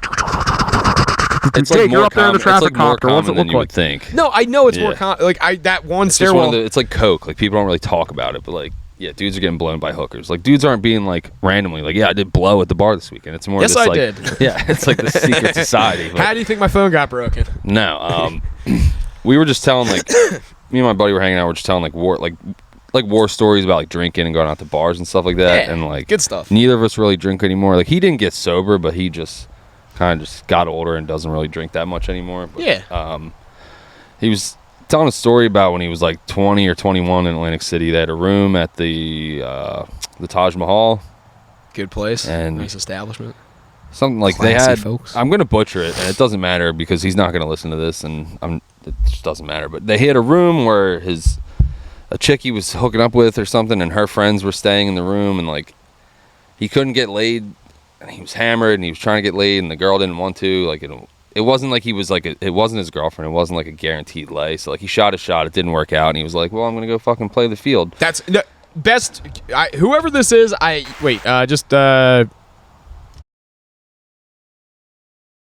Yeah, no, I kind of figured that because you didn't say his name. Me and him were also talking about certain massage parlors around the North End, and I'm like, wait a minute, I know the exact one. And then when Jay did that show at the Tennessee Avenue Beer Hall, it's right next to that massage parlor, and I'm like, hey, instead of us hanging out here with the 4 people that don't want to listen to you do comedy, let's go get massages. He's like, fuck you. Anyway, so definitely sorry. make sure you censor that. Yeah, because no, that's- on the off chance. I don't want to fucking out my boy. No, you're good. He's married. He's got a family. He's got a family. He's a family No, man. he was single when he was like 20 when this Yeah. happened. This was 15 years ago. But, fully endorsed, though. That's a good move. so he's like, it's not working out with this chick. I want to go down to the bar. eventually it leads to he gambles little. He's got like $500 left on him. He meets a hooker. He's like smoking a cigarette outside or something. It was like he was like it wasn't like one of these like stealth hookers. Like this chick was like walking Clearly, the blade. she was like in a bikini in like December and was like, "I'll suck your dick for money," like type deal. And he was like, "All right, cool." Like nice. That's exactly Here's a what tenner. I was looking for. No, and so he was. They negotiated price. I think she wanted 200. He said 100. They settled on 150. But he was very offended by her. Counter? By her like offering him such a high price, like trying to take advantage of him. So he had the money. He had like $500 on him, and he could have paid her, but he put it in his mind right then that he's like, I'm not paying for this. So nice. He fucking smart man. He's hammered. Takes him forever to finish. It was supposed to be 15 minutes, but she's a good provider and she sticks it out for the full 45 minutes or whatever. It wasn't even in a stairwell. Actually, I lied. It was in the vending machine room at the end of the hallway. Fuck it, that's even better. He didn't know where to bring her, so he brought her up to the room, and he was like, "Wait, there's like 3 girls and like 2 other guys like hanging, like sleeping in this room right now. I can't bring like a hooker in here." Yes, so you can. He panics, and he's like just walking around. He's like finds that room with the ice machine and the fucking the Coca-Cola machine, and he's like, "This works."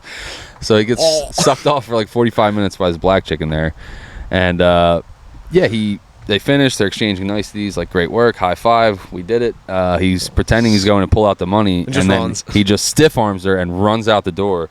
And he's lean at this time. He's like in good shape. He's playing ball. He's fucking he's fast. He's a big dude, but he's fast.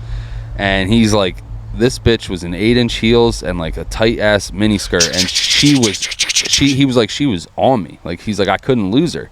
And he said he was giggling like a hyena the whole time. Like, I was like, were you nervous? He was like, nah, I was like extremely like cocky when I was younger. He's like, I thought it was funny. And I'm like, I was always a little too cautious for my own good, where it's like, I'm avoiding confrontation. I would have tipped her and been like, "Thank you for your services, good ma'am." Like, I wouldn't have like been like, "I'm gonna rob this Atlantic City prostitute." That's in my head. I'm already thinking I'm gonna get stabbed by a Puerto Rican dude. Like, as soon as I turn the corner, there's just gonna be some guy with a gun. That's gonna happen anyway. It's Atlantic City. Yeah, so it's like I'd rather minimize that risk. But he was like, I had the money. I just thought it would be fun. I'm like, okay, like that was never me, but God bless. But he runs all the way from one end of the hallway to the other, and now she's screaming. People are coming out of the rooms. I think he said he like pushed someone else in front of her. Like, he basically like he got away from her. He went down the stairs, ran all the way down the stairs to the fucking. They're on like the 50th floor. Nice. All the way to the ground floor, and like ran across the street to the parking lot and like sat in his truck for an hour, and then like walked back and went up to his room. But yeah, he was like, I had like the biggest smile on my face the whole time. Like, it was like a scene out of a movie. Like, people are coming out, and I'm like pushing them like in her fucking way, and like she's screaming at me, and she's like on my heels, and I'm like,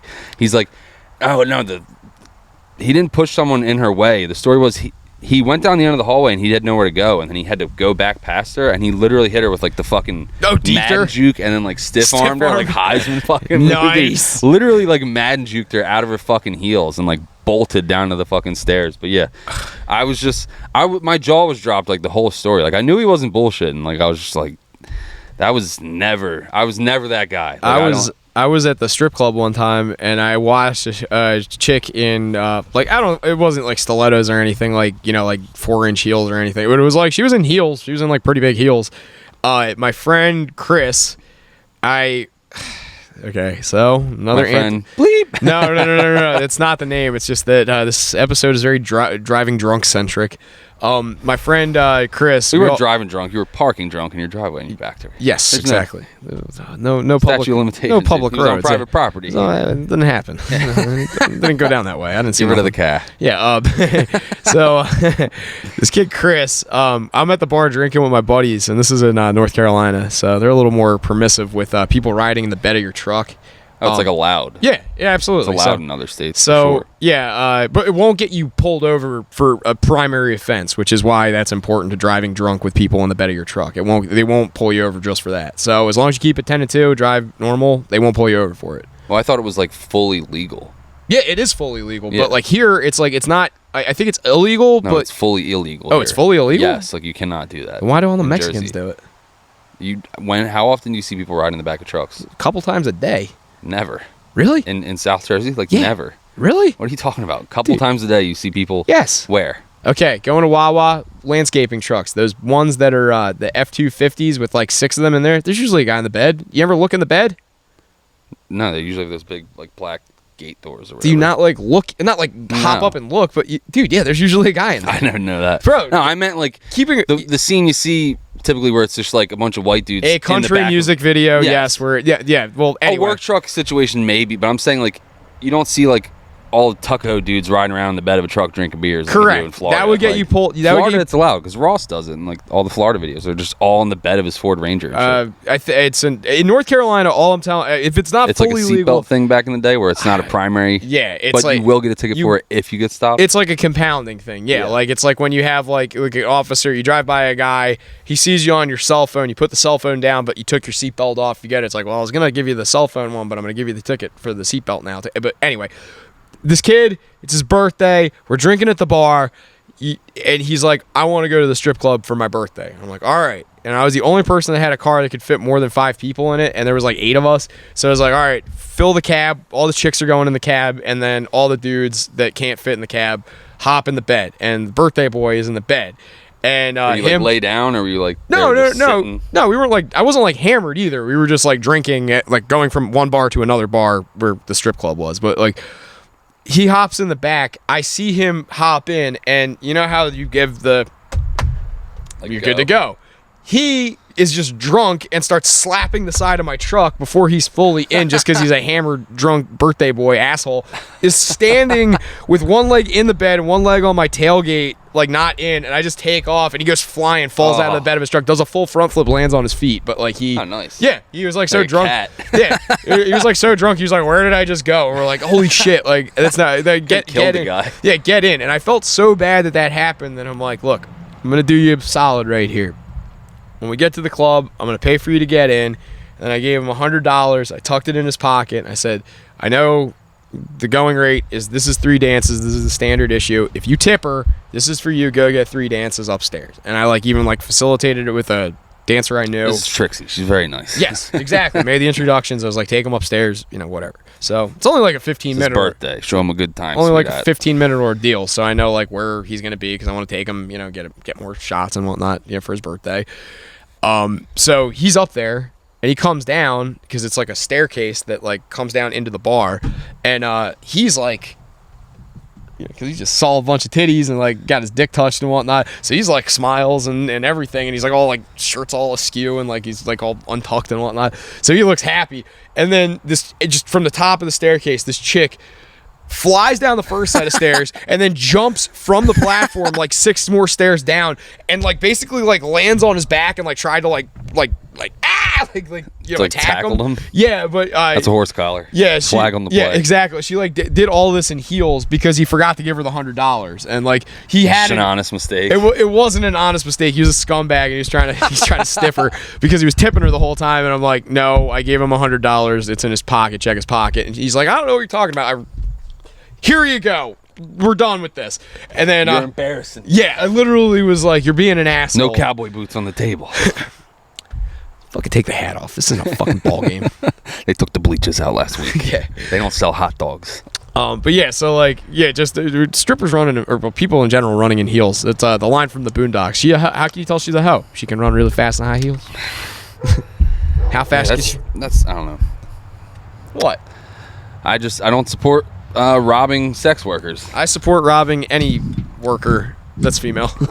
Eh. Especially those at Wendy's. I think they got a bad. They need to, like how Denny Hamlin and Michael Jordan and Front Row Motorsports are suing NASCAR, trying to get a better deal. Front Row Motorsports. Yeah. What's the deal with that? So Denny Hamlin and Michael Jordan's team 2311 and Front Row Motorsports. It's just another smaller team. They're the only 2 teams that didn't sign the new charter agreement, and they're suing NASCAR for like a breach of trust or like they're trying to get a better deal. Like basically, because it's literally unprofitable to run a NASCAR team. Like they can't survive without sponsorship, and like all the pay is going down. It's like the only sport where the pay is going down. Like it's basically they're trying to get a better deal for all teams. But anyway, Stupid WNBA. what the fuck were we just talking about? Oh no, hookers need to sue the sanctioning body and get a better fucking deal because you guys need to unionize. Because they get 50-50 at best, and it's like they're sucking. SWPA. I've said it on here before. Yeah, they're sucking 100% of the dicks, and they're only getting 50% or less of the money. Yeah, I was gonna say they're dumb enough to have a pimp. 50-50 at best. They're dumb enough to have a pimp. They're definitely making less than 50. Like, yeah, I was watching. Did you watch the last? I want to be a pimp, not literally, but like I want to be like a good business pimp. Like I'll take 20%. You're Will Ferrell and I want to be a union pimp. you're Will Ferrell and Talladega Nights. I want to be a crack dealer, but I want to be like a nice crack dealer. It's like just want some crack. Yeah. Got to get a gun. I got to start selling crack. No, I've never seen that movie in Talladega full. Nights. Yeah. Really? It's on Hulu. Not in full. I've seen like the famous scenes and stuff. I might have seen it in full once as a kid, but I think I fell asleep at a sleepover or something like that. Borat's in it. He's the competitive driver, Sacha Baron Cohen, and he like what's his name? They say Sacha Baron Cohen. No, the driver's name. John Girard. Yeah. Yeah. He has like a French. He's married to Jim Gaffigan, and there's like one part where they're having a luncheon at Jim Gaffigan and John Girard at fucking Sacha Baron Cohen's house, and it's like, and he's like, well, this is me and my husband. We are working on retiring from racing because we want to create our own currency for dogs. And like, I was just like, it's stupid. He's like, it's not stupid. He's like, it's stupid. Like, I don't know why. That's like my favorite. Predictive programming for Dogecoin. It's so stupid. We want to make a currency for dogs. I gotta watch that, bro. It's on Hulu. It's very funny. Check that out. Wait. So back to the unionizing hookers though. That has been they got a raw deal, man. They're idiots. That's honestly what it is. But there's a Channel 5 about it that's very funny. If you like seeing I know you're more like not so much like the sexy end of it, but like the more business inclination of like the economics of streetwalkers, I guess. But there is business behind getting high. The business behind brothels in Tijuana. They did a Channel 5 with Andrew Callahan. That's dark arts, and man. He goes into the brothels. He goes to the flagship brothel in Tijuana. And what's their trade deal? Nothing. They're just getting fucked over. Like it's just like some of the most harrowing stories that you're gonna hear all day. Do they get paid at all? Yeah, totally. I mean, they're escorts. They're doing it because like all of them have the same story. Well, I'm a medical student and I have a boyfriend. I have 2 kids. Oh and my God. yeah. Well, the money's just too good, so I hook. And it's like you're an idiot. I just need the money. It's like, dude, if you just cross the border, they'll give you $4,000 for just being an immigrant right now. Just go roll in some fucking. Just go be a hooker in America, where at least you're gonna get 400 an hour instead of 400 pesos an hour. You know what I mean? Dude, it's hilarious. I don't know that whole thing. I'm like, the brothel deal. Like, do they rent the room, or like you know how like certain depends on the where it is. Strippers have to rent the pole at some clubs. Well, or yes. Okay, strippers and hookers are 2 different things because a strip club and a brothel is different because you're paying a house cut for both, but the house cut for the strippers is a lot less because they know they're going to make private money more. Whereas the brothel is more like they're basically making all of their money off of the bonus services. Otherwise, it's just a bar. Kind of a titty joint, but like a bar for the most part. Because all the bar is there to do is to facilitate these deals that the guys are making. So it's like the bar is kind of like a non-issue. And they'll like load you up with liquor so you make poor decisions and whatnot. So it's not like really a particularly good... Like a strip club has to operate like a bar though. They have to like have like... certain like there's always bathroom attendants at strip clubs. There's always like a maitre d' at the strip club. Like there's always like security and door like I mean there's security and door guys and shit at the brothels too. But like it's more like transparent as to like you're just here to fuck someone and it's like we're gonna line them all up. You pick the one you want, discuss a price, and go upstairs. Whereas like the strip club, there's like nuance to it where you gotta like sit there and you gotta mingle with them and you gotta haggle. You gotta like straightforward. You gotta grease them a little bit. Like it's kind of a little more. Like more effort for less money, whereas the hookers it's just more like boom boom. So like they are making a premium, but do you think they're making 50-50, also getting, or do you think the house is taking like 80-20? Watch the Channel 5. What do you just if you had to ballpark a number? 80-20, 90-10? Like what do you? How much? Like 5.95? I don't know. I don't know what it is because I think it comes down to like how much are they doing that the pimp knows about and how much are they getting away with. Or I'll suck your toes for an extra 50 and then like don't tell them. Like, you mean that by extra services? Okay, so you're thinking about this like way too much from the consumer end. Think of this like from their end. They're a woman. They're gonna be like this guy wants to fuck, but then this guy wants me to go pee on his toes. Then this guy just wants to go out to lunch with some fucking broad and just be seen with a woman. They're all going to pay me the same rate. No, they're all going to do different things because the pimp can't really interfere with her going out on a date with a guy to a luncheon because he doesn't have to protect her from anything. Like, he could kidnap her or whatever, but like, it's more like a public setting where she's vetted the circumstances. So he's not making anything on that for the most part. Like, if anything, he's making the low end, 5 to 10%. But like, if she's up in the brothel renting a room, like, because she stays there or whatever, or that's her office or whatever, then she's paying a cut to the house, and then she also has to like pay protection to the house. So like, that's where the pimp comes in. So now she's probably paying the 10% or like making the 10%. But like, it's all like, you got to look at it more from like what they have to offer versus like what it's not. They're independent contractors. It's not cut and dry. Exactly. Like, so there's like a melange of things that they can do. There's a melange of services that they offer, but more in the States, I feel like it's frowned upon if you have a pimp and then you're going on these side dates where it's like, I think the pimp wants full 50%. He wants full custody of whatever. Yes. And they're usually gentlemen of a certain ethnicity, and they're seemingly pretty aggressive. Kelpie's a fraud. Documentary on the pimps, the Dave Chappelle, Player Haters Ball, and the Butters episode of South Park is based on. No. It's something like the Cut or something like. Fuck, if I had a phone on me. Never a South Park dude. Yeah, there's like the episode where Butters is like basically pimping people out, but he goes to this like pimp convention, and all of them are like, "No, I'm saying." He's like, "Yes, I know what you are saying." There's like the Player Haters Ball in Chappelle Show. I know you've seen that with like Patrice and Voss, where they're all dressed like pimps, and then it's like Patrice is on stage giving his. If I have seen it. Oh, really? Oh, it's fucking hilarious. Yeah, Patrice is on stage dressed like a pimp, and he's giving his speech, and then underneath a little fucking closed caption, it says, "Big Black, most likely to gain weight and die." And it's like, God. Oh, that's fucked up. And Voss is in it because Chappelle liked Voss, but Voss wasn't like really like fitting the aesthetic of like, because it's like Patrice and like, Charlie Murphy and what's the bald guy that is like freaking out right now. Dave Chappelle. No, the bald guy, the other bald guy. I want to say Don Cheadle, but that's not wrong. It's just some other black guy. Anyway, Donnell Rollins, that's his name. Darnell Rollins. He's freaking out right now? Oh yeah, he was on Kill Tony like a year ago and had like a.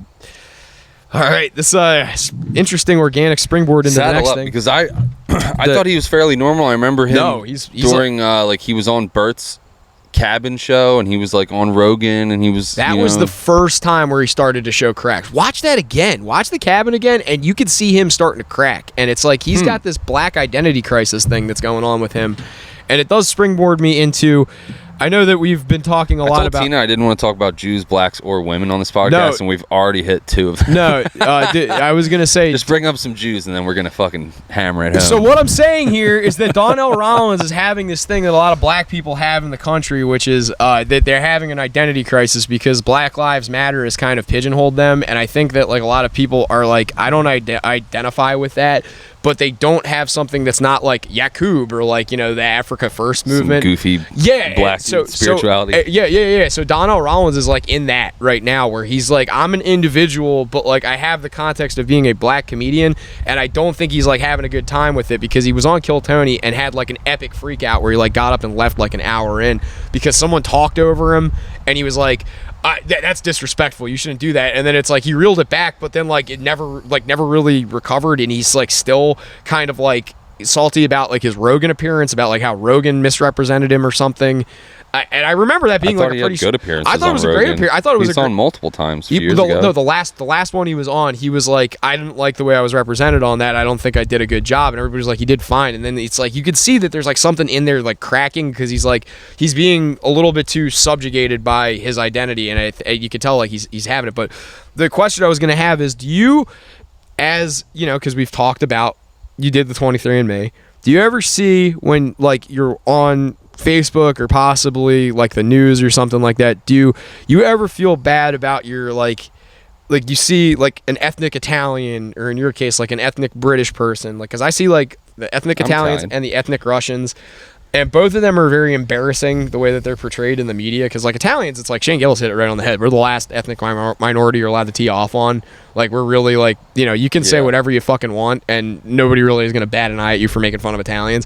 And kind of right now it's the same with Russians, but it's like I'm a little embarrassed by Russia because I don't really identify. Italian would be the one I identify with most, other than because like my mom grew up like being a fucking pasta eater, but like, I don't really identify with any like specific like, and the Italian stuff doesn't offend me. It's not that's just it. But do you ever feel like bad for the people that do kind of like get like they don't have their own ability to be like, this is my personal like Jake Seymour or Joe Straka voice, where it's like I am, you know, ethnically this, but like I have my own ideas that are independent of those, but like there's people that just like are fully like ginzoed out, and it's like they don't know how to exist without the context of them being Italian. Like do you ever feel like bad or like remorseful? Because like no, I know how you feel about hookers. I'm like, they're retarded. Yeah, well, exactly. Someone who puts all of their identity into their ethnicity, and it's like they don't go a minute without being like, I'm Italian. Yeah, it's like, you're so gay. Like, so well, because like I'm noticing, I don't see color, man. I'm noticing it a lot because I've been watching a lot of Tyler Oliveira. I watch a lot of these like docuseries on YouTube. Tyler Oliveira, Channel 5 News with Andrew Callahan's the one that I sent you with the Jersey Devil. That guy, he just did one on Tijuana, and then the Jersey Devil one was the last one he did. I've checked that out because I was looking at the thumbnail. I'm like, I went on the Jersey Devil rabbit hole like a year ago, and I'm like, I don't know if I've seen this or not. I was driving when you sent it. 3 days ago. So okay, I gotta check that out then. It's fresh, yeah. You sent me one a while ago, and I'm like, when you were sending me them like a month ago, I was like, I've seen all of these. Yeah, this one just came out a couple days ago. I'll check it out. But the Tyler Oliveira guy, he does a lot of like ethnocentric stuff. So like he was when they were eating dogs in Ohio, he went to Ohio. When they were having an influx of migrants in Western Pennsylvania, he went to Western Pennsylvania. So like the latest one is there's like a xenophobia problem, or like so they're saying in Sweden, and he went and interviewed ethnic Swedes. And there's like, you got to give a balanced perspective, from a journalistic standpoint. So you can't just interview, a bunch of blonde haired, blue eyed white guys and girls. So he's like, I found someone who is ethnically Iranian and was born in Iran, but moved here when she was young and is like fully immersed herself in Swedish culture and considers herself to be Swedish, even though she is a brown person and doesn't aesthetically look like a Swedish person. She embodies a lot of the ideals. And they asked her, like, do you ever and what it is that this boils down to, do you feel like being a token of your race is beneficial or detrimental? Because she ends up being what, the token brown person in Swedeland? No, like not like the token brown person in Swedeland, but I mean in the context of what I just asked, do you ever like feel bad for people that do get like pigeonholed into not having any identity outside of like this one thing? Like they don't know how to speak without it being like, well, as an Iranian Swede, like I don't even think about these things. So I see it a lot more because it's like I know you and I operate in different like sphere, like because I'm not on social media. I just do all this through like YouTube. So I see a lot of people that are getting interviewed, and a lot of it is like this preamble of like, well, as a white college student, or like as a black minority, or like as an Italian, and it's never like it's gonna sound counterintuitive to our normal rhetoric, but I kind of feel bad for black dudes because they get like not what you're saying, but they more so get like stereotyped. Is that, you know what I mean? Like, in what way? Like they're just like, you could just have like a very uppity nigga, like a fucking college Harvard, bleep that by the way, but you know what I mean? No. I'm just saying you could have like this NASCAR's on the table, isn't the red lights on? You could have this dude who's like a fully normal, like not hood street rat dude, like isn't gonna jump you, but like just that immediate perception through no fault of their own, like they're seen as a threat. Whitey is gonna be like, that guy looks aggressive, or like, okay. Yeah, and I'm guilty of doing that, of what's it called, prejudice or whatever. Yeah, like externalizing. I'm walking to the casino with like a pocket full of money, and like there's this big black dude with dreads walking behind me. I'm like, oh, fuck, I'm about to get robbed. Like there's just not, and it's like this guy could literally be like a reggae singer, like the most peaceful, like probably a nicer guy than me. So he's homophobic? Like, I'm gay, but no, it's just saying, like, you know what I mean? That's the only thing that's coming to my mind, and I know we're normally like, black people, but like that's one of those things where it's like, I don't know, like that's gotta kind of, like you're driving through Ocean City and you're getting pulled over, and it's just like, it could be like a super like I don't know.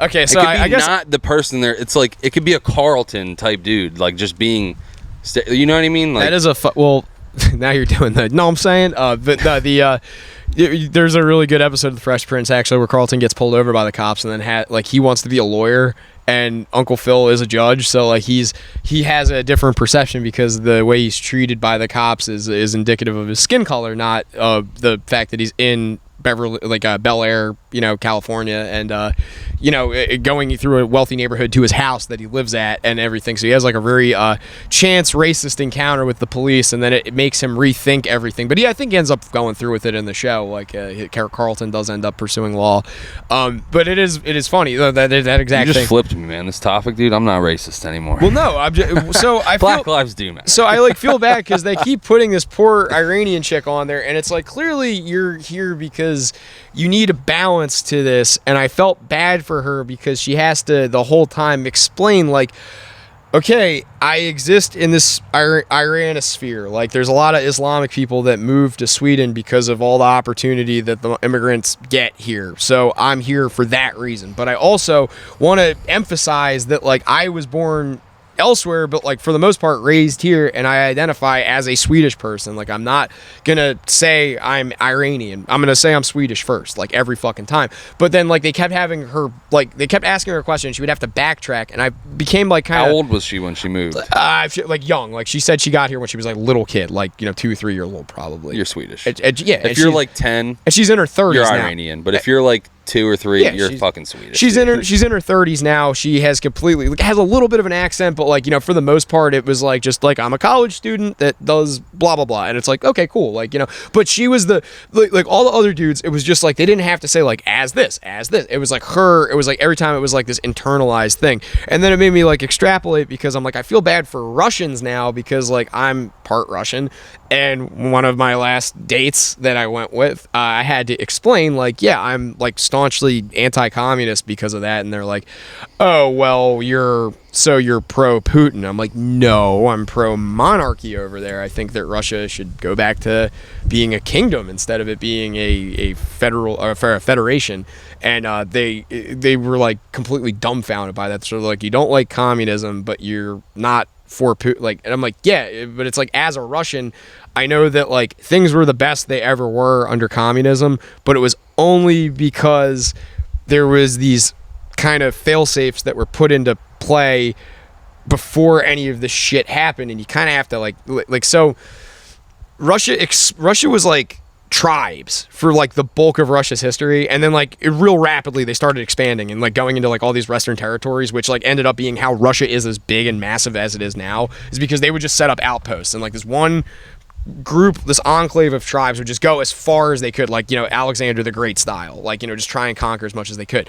And they had a system of it being like a defensible monarchy. Like you had like all of these things where it's like either vast expanses of land that are unable to be conquered because there's nothing to conquer, or these like tight-knit Kremlins, which were like little outposts. Like imagine like a old West fort where like they would send the Union soldiers to go fight the Confederates and the Apaches at the same time, like out in like Texas and Louisiana.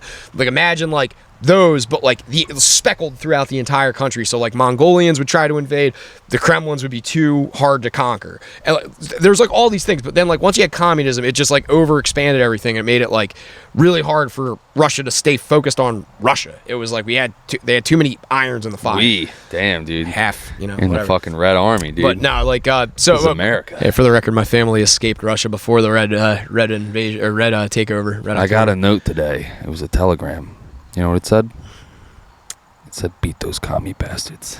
Is that from Herb Brooks, Miracle? They were like at that little skating rink and they're sipping hot cocoa or something. He's like, do something for me, Herb. When? Rocky music starts playing. The name on the front is more important than the name on the back. We could just do Miracle quotes. Like that would be great. Yeah, that is good. So Coxie, why'd you want to play college hockey? Isn't it obvious for the girls? No, seriously, Coxie, why'd you want to play college hockey? Because I want to go to the NHL like everybody else. I wanted to win a college title. And I did too. And that pansy over there took the ring right off my finger. I was just going to fucking say that. It's like he cheap shots me and I get fucking tossed out of the game. There was no F words. It was a Disney movie. Disney. Man, I just saw that a few weeks ago and I had like goosebumps. Yeah, that's a good one. Fucking legendary. What's his name? Kurt Russell's he plays Herb. Yeah. He's fun. He's a good one. But no, so Russia, I always feel like I have to explain myself, and it's like, well, like why? Well, why do you not like the war in Ukraine? Well, as a Russian, like I have to. It's like embarrassing too that it's like all these fucking ethnic dipshits that I like genetically sort of share, biological material with, are now like what I was just gonna say like Donnell Rollins, great fucking pinpoint of this, where it's like he has like an identity that's separate from being a black man, even though he is a black comedian, and he doesn't like he's not any of these like benchmarks that are currently like the thing, and I think that's like causing him to have this like really internalized struggle that's becoming now externalized. What's the struggle? What's he identify with more? Does he identify with like being a comedian? Like I think he just wants to like do comedy and be funny, but like because he's got like Chappelle's camp like kind of around him, where Chappelle isn't like political, but he's like in the got a little flavor to him. Yeah, he's got a little bit of the politisphere behind him, so like people want him to like probably join in on Chappelle's rhetoric and whatnot. And he's like, I don't. That's not me. That's like I just want to be funny, and I think that's like starting to like make him kind of. He doesn't want to talk about like trans rights. He just wants stuff like yeah, and like there's more to it. There's, like the one that was like on Kill Tony, he got offended over something like completely benign and just like freaked out and left, and then like his explanation didn't like clear anything up either. But like you could tell that like it was like, well, at this point, normally in certain circles, a black man is speaking. Most of the white women encourage everybody to politely stop talking and whatnot. Don't like that. Ugh. Yeah. Have you never seen those shirts? No. I'm so out of this. Dude, my life is just there's like these Dale Jr.'s podcast. There's these shirts that they were selling in Raleigh before like BLM even became a thing that was like, please be quiet, a black woman is speaking. And you don't need to be quiet. She's probably shouting. This is the movie, after all. Calm down, ma'am.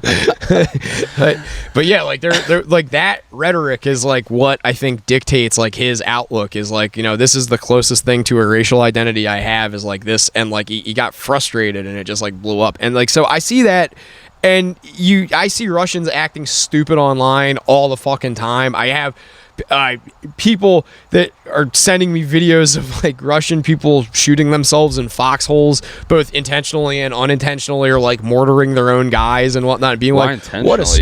I want to get out of here. Yeah, they there was a couple of the early on in the war, the first person drone. With the mortars and shit that were attached to him, there's a lot of like gruesome footage of like some dude that was like the last man standing in his squad, and then just a drone just like peppering him with shrapnel and mortars and shit until he was like, I don't want to do this anymore. And just tons of them, like dozens of these videos, and people are like, oh, it must be really fucking bad to be Russian. It's like these are it's like now I get where Donnell Rollins is coming from, where I'm like, it's not, you're not representing this whole country as a whole with these you can't pigeonhole somebody into like the American soldier suicide rate and being like, must be really bad to be an American. Yeah, all the Italians. It's a very niche issue. The Italians getting like locked up in RICO cases, like, oh, look at those dumb guineas. It's like they're not all like that. Like, yeah, like that's kind of where I'm coming from. Anti-Defamation Italian League. Well, the Italian Anti-Defamation League is one thing. The Anti-Defamation League. They hated The Sopranos, I'm pretty sure. Oh yeah, they well, the ADL hates everything. I don't like them. I'm the ADL. God damn. Anti-defamation. Well, the one. We hate you guys. You know who their actual. Well, here you go, Tina. You're trifecta, going for the trifecta. That order. In that order, right? The ADLs. Play the number. I know. We know. We don't gotta go there. The antithesis to the ADL. Do you know what the name of their? Do you know what their faction's called? The GDL, the Goyim Defense League. No. Yeah, that's what they're called. It's funny. Is it? Yeah, the Goyim Defense League. There's a great video. So Goyim is a fellow Jewish man. No, Goyim is a non-Jewish person. Okay. And Gentiles. Yeah, Gentiles, the one I heard. Yeah. So why do they call it the Goyim? Because it's how you say it in Yiddish. Why are they defending Goyim? Because we're everybody that isn't Jewish defending everybody that isn't Jewish against the Jews in the Anti-Defamation League. Because the Anti-Defamation League is just basically the tattletales of the internet that are trying to they don't want free speech. They want to repeal the First Amendment. So even though these guys, the GDL is neo-Nazis for the most part, they're more pro-America and pro-free speech. So I thought you were saying like the original name of the ADL was called the GDL. No, they're antithesis of okay. The makes more sense. I was like, wait, what? I do throw a lot at you and just expect you to keep up. And like no, my head's spinning 80% of the time you're talking. What's the new phrase with Goyim? It's like it's a Nick Fuentes thing. It's like Fuentes is getting dragged today. He's like off the rails. Did you see he bought that billboard? No. I watched him for like a week, and then I was just being very outwardly hateful, and I was like, I think this is why. Yeah, this is probably. Tina's like, what's going on? I'm like, I don't know what you're talking about. I don't even like The Sopranos I'm literally anymore. like falling asleep. Falling asleep. Falling asleep. Oh, that's so cute. My Ward Burton or Elmer Fudd. Falling asleep. Nick Fuentes talking about black people. Nick Fuentes doesn't like black people. He's like. When I first heard him, it was like very titillating. It was very exciting. It's refreshing for the most part. It is for like a half an hour, and then like, anything longer than that, you're like, all right, dude, fucking chill. Like, he's just shouting into the abyss for like 3 hours a night. Like, it's just like, you got to be exhausted, bro. Like, I don't. Guy probably sleeps well, you know. I guess, dude. It's all rowdy very and tiresome. It does. I burned out on Joey Diaz after 5 years. I burned out on Nick Fuentes after a week. Fucking 30 minutes. Yeah, after a week. 30 minutes of sitting. I don't really watch them at all anymore. But there's some new. It's like Goy Boys or Goy. It's like they're Goy. They combined like Goyim and MAGA or something. Like it's like Gaga. Magoy or something. It's some new Mr. Magoy. Yeah, it's some new catchphrase that they have going. But it boomers with poor eyesight. It involves the term Goy or Goyim or something. Okay. Yeah. I don't know. I don't know anything about any of these. I don't know about Russia and Ukraine, or I didn't know they were killing themselves in foxholes. I didn't know people were poorly identifying with Russian people. I didn't know I was gay, and I had to bring up the plight of the black man. That was pretty fucking cringe. Yeah, I can say you backtracking on that. Like, as it was coming out of your mouth, I was like, he's not going to like that. He doesn't care about dropping an N-bomb. He wants me to cut that out. Yes. Me mom is rolling. Me mom is as soon as we stopped talking about that, I was like, you're so gay, dude. To myself, I was like, why did you just, what are you, fucking Sandra Bullock and fucking, what's that, Freedom Writers or whatever, where she fucking goes into the hood and becomes a teacher. Swing hell! They don't understand how difficult it is for them. Like, yeah. How gay was that, dude? Golly. Just leave it in. That's fine. Yeah. I got soft for a minute there. You want to hear some fun ones? Do you see the kid that killed himself because AI told him to? No. Yeah. Man, what are your notes, dude?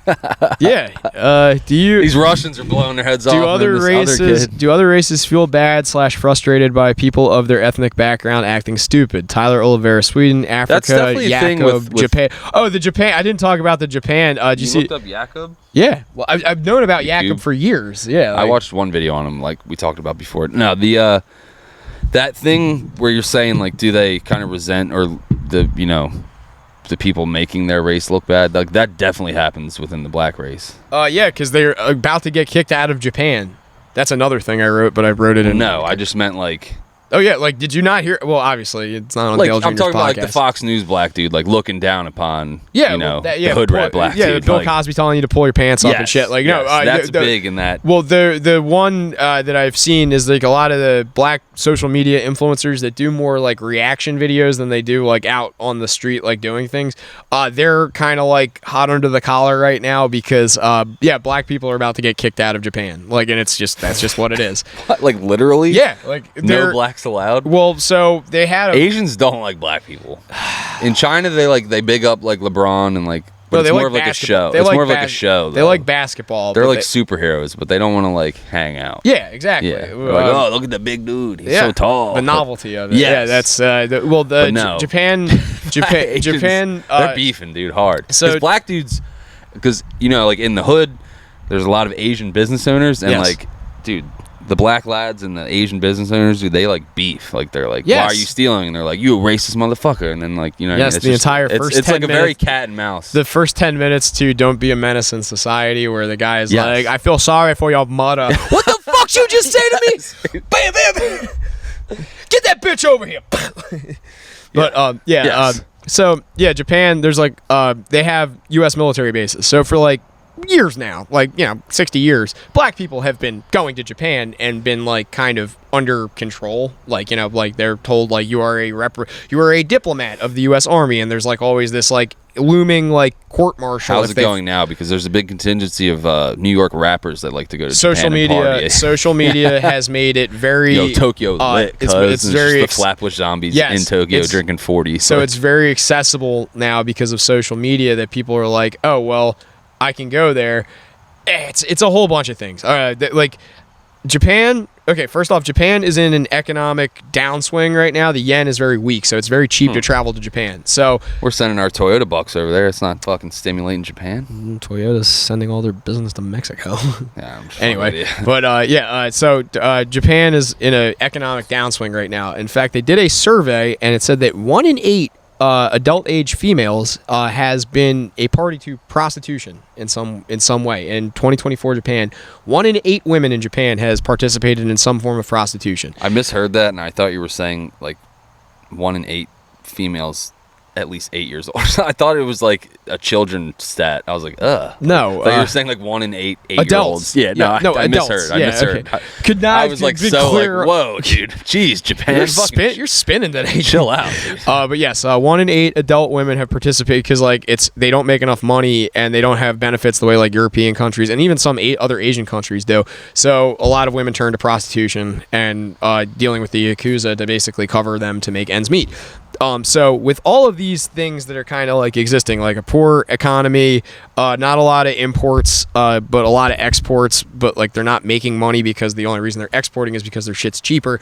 Like it's a multitude of things, but yeah, it's like really lucrative. And like also you have like the contingent of like lonely incel white guys and black guys for that matter that are like, I just want an Asian wife. And like they go there and it's like these women are basically like on the cusp of having to become prostitutes. So they're like, fuck it, I'll fuck this I'll move bald to the guy. States. Yeah, I'll fuck this bald guy. He's got like They're three losing all their times ladies. the amount. Yeah, so they're very frustrated. Like the ethnic Japanese are very frustrated by that. But the thing recently in the last 2 years is I believe it was like a prank guy. I don't remember his name, and I want to say Kai Cenat, but it's not him. But some That's other where my mind went. dread-headed YouTube prankster guy was going over there, and Japanese people are very polite in public and very quiet in public, and it's just like, hey, yo, look at this fucking nerd, and like doing shit like that. So they got arrested. They were just straight up like, For you're what, called like disorderly conduct? public nuisance and like all these other like Japanese laws that like they didn't realize existed because they're foreigners. Didn't bother to like read up on the culture or like the laws or like any of the like stuff that keeps you in the country, like running a live stream that you're generating revenue off of, so you're technically working there without a visa, that too,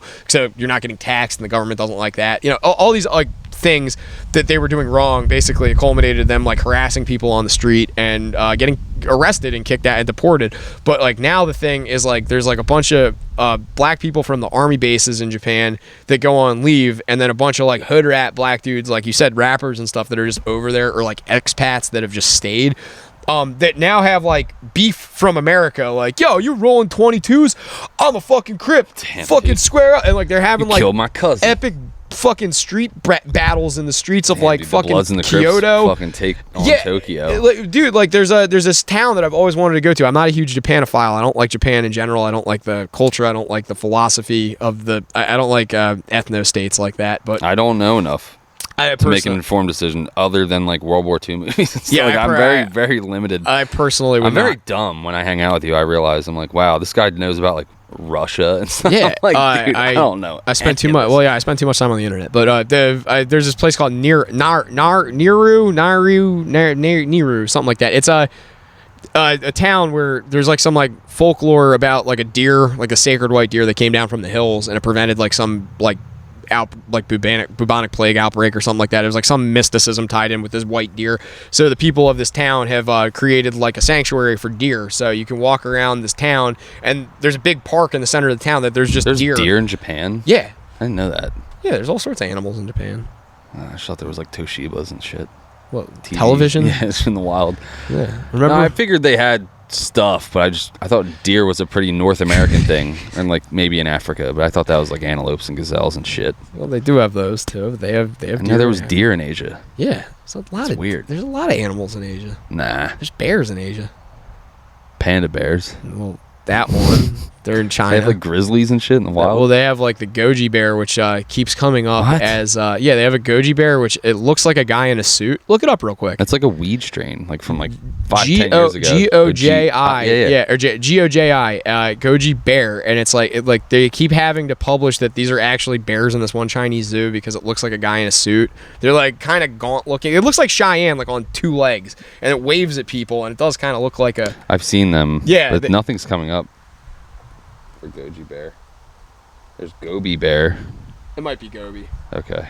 I thought it was Goji. I think Goji's a brand actually. Whatever it is. Gobi berry was like a weed strain Oh, no, 10 years ago. No, it's a Goji bear. They're like a real like gaunt looking bear. That Gobi bear looks like a fucking grizzly. Nah, this one's like it's like real skinny and weird. No, that's it. Yeah, That's it, no, this other one though, this one from the side, I was like, that looks like a fucking big boy. It's a big boy, about heifer. But yeah, they have all sorts of animals in Japan. But yeah, in Japan they have like this like the ones in the wild. That one looks like scary. Yeah, no, they are scary. They're not like That friendly. looks They like look like They look like people in suits though, which like The skinny ones, that one looks like a goddamn grizzly. The one stands up on its hind legs and starts waving at people, and they're like, "That's a person." And it's like, yeah. But anyway, the deer in whatever this town in Japan is, there's like the deer have been like a staple. Like you can go to the fucking park and feed the deer, and it's like a tourist attraction. And now like there's like fucking black dudes passed out and like fucking pissing all over the place and shit. And like they have to talking about shutting the park down. It's upsetting a lot of the native Japanese. For good reason. It's African American gentlemen. Yes, black people from America. Like they're coming over there, and it's because the U.S. dollar right now is strong in Japan, so like they can go there for a song and basically just like run shit up. And there's all sorts of like stuff that you don't. Racist, Joe. Who am I talking to today?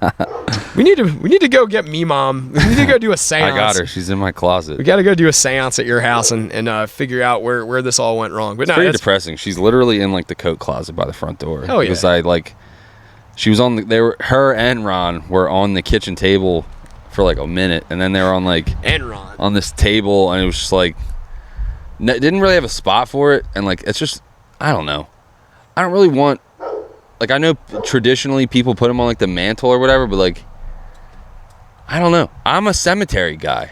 I want to go visit at the cemetery once a week, cry, get it out of my system. You got this place you can go. It's away from the home. I don't really want, like, gravestones in my living room. Like, that's just not... I didn't know where I should put it, and I was just like, I'm tired of looking at this on the kitchen table, so it's literally just on a shelf in the closet, and then I feel... Well, I throw Grandpa into a fucking pot of coffee, and, we celebrate with him once in a while.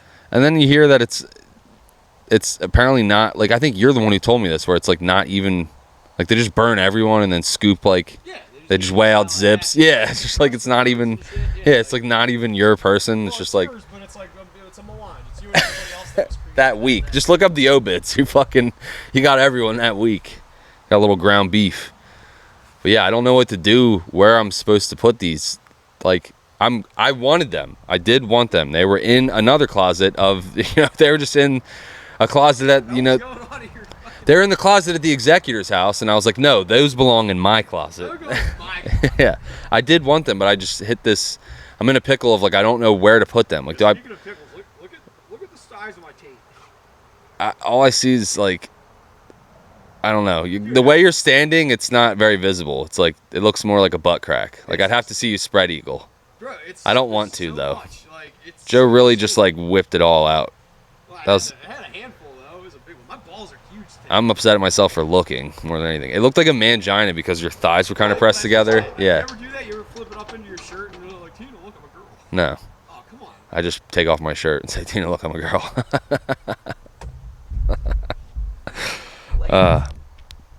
Yeah. So, like I talked about earlier, Christopher Bell blew it. Not really, but Joey Logano wins. Flipped NASCAR on its absolute fucking head. Last week he was out. Alex Bowman gets disqualified for his car being underweight. Boom, Joey Logano's back in, and then he wins the first race of the round of 8, automatically locking himself into the championship race. I wasn't very pleased. I wasn't necessarily rooting for Seatbelt. It was kind of a shit race because most of my guys weren't really even in contention, so it was just kind of like, it was like kissing your sister. It just wasn't awesome. Yeah. It just wasn't. I think you were trying to say that as a deterrent, but this just made me like NASCAR even more. Is that a facet of NASCAR racing that you got to kiss your sister? No, it's just like an expression for like something that something you enjoy. You enjoy very much. Take the Tuckahoe out of it for a second. It's NASCAR. I think it's like Tuckahoe is the exclusive demographic of Upper Township.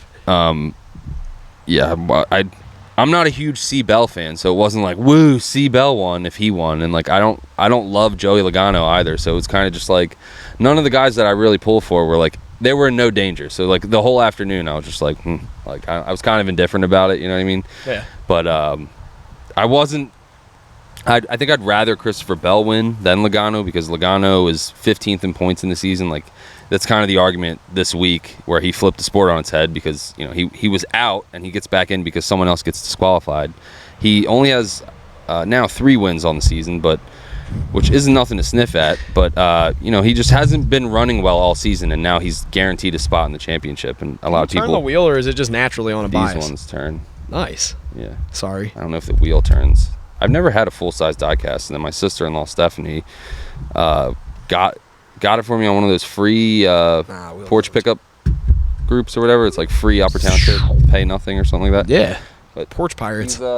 It's not perfect. There's like a little scratch on the door. Nah, still though, I like it. My son was screaming last night when we came inside, so he always wants to play with this because it's on a shelf. Nice. And he can stand on the toilet and reach it, and I'm like, don't touch that. It's Dale Jr., you fuck. You're gonna curse. And then we came inside, and he was like screaming, crying, and like, it was like 7 p.m. I'm just defeated parent mode, and I'm just like, what is the quickest way to make him shut the fuck up? And I just went in, and this is the car I never let him play with, and I just grabbed it off the shelf, and I was like, here you go, bud. And Tina said he was like, I had to leave or whatever, but she said he was like the happiest she's seen him ever. He was playing with it on the window and like on the couch, and he was like making car noises and stuff, like like pretend crashing it and shit. And I was like, he was crashing it. She was like, he was pretending. And I'm like, he better not have been fucking crashing it. Wrong Earnhardt. You better not.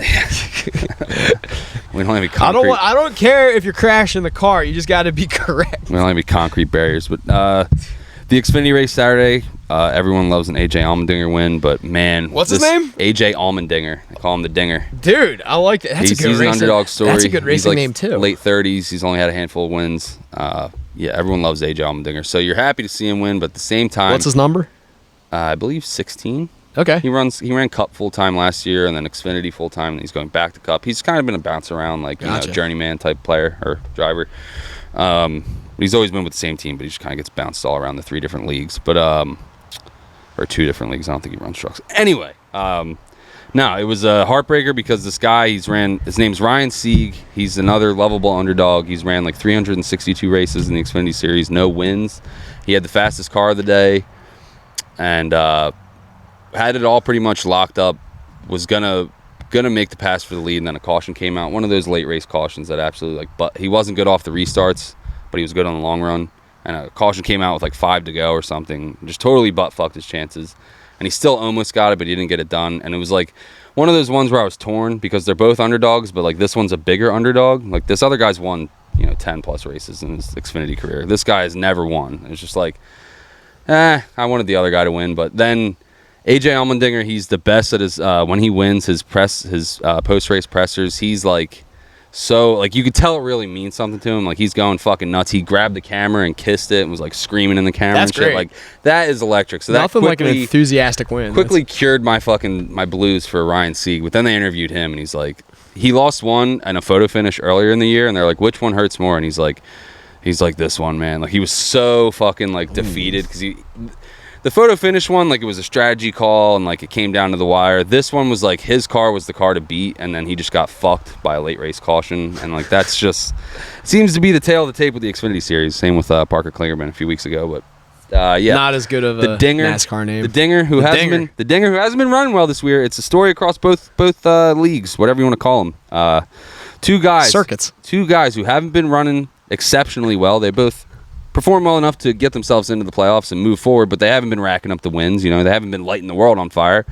Both of them advance to this round, win the first round of the round of 8, automatically locking themselves into the championship. So people are kind of like, this system sucks, but these guys are like mid-pack drivers and they're in the championship. But That's still I see fun, both though. sides. That's, hey, It's look. kind of like that's sports. Like there's wild card teams that go on a run. And There, like, look you at the know what I mean? Mets. That's exactly. You know what? I like that storyline both though. sides. I like the storyline though that like Allmendinger had like a journeyman win, but like there is still like a scrub potential that you have to like kind of sift through, because that's like lightning in a bottle. You never know when one of these dudes is just gonna get like a real fucking itch to try and like stand out, and like ends up like It's just pulling- different with racing too, 'cause it's so equipment based. It's like you don't know which team's going to spend the most money that week, and fucking. You know that's what I mean? but that's what I mean. Like, because it's like when they're no names, it's like you really don't have a gauge on like, it's like for a fact that it's gonna be what's the fucking the family race team that you always bitch about that you don't like. Hendrick.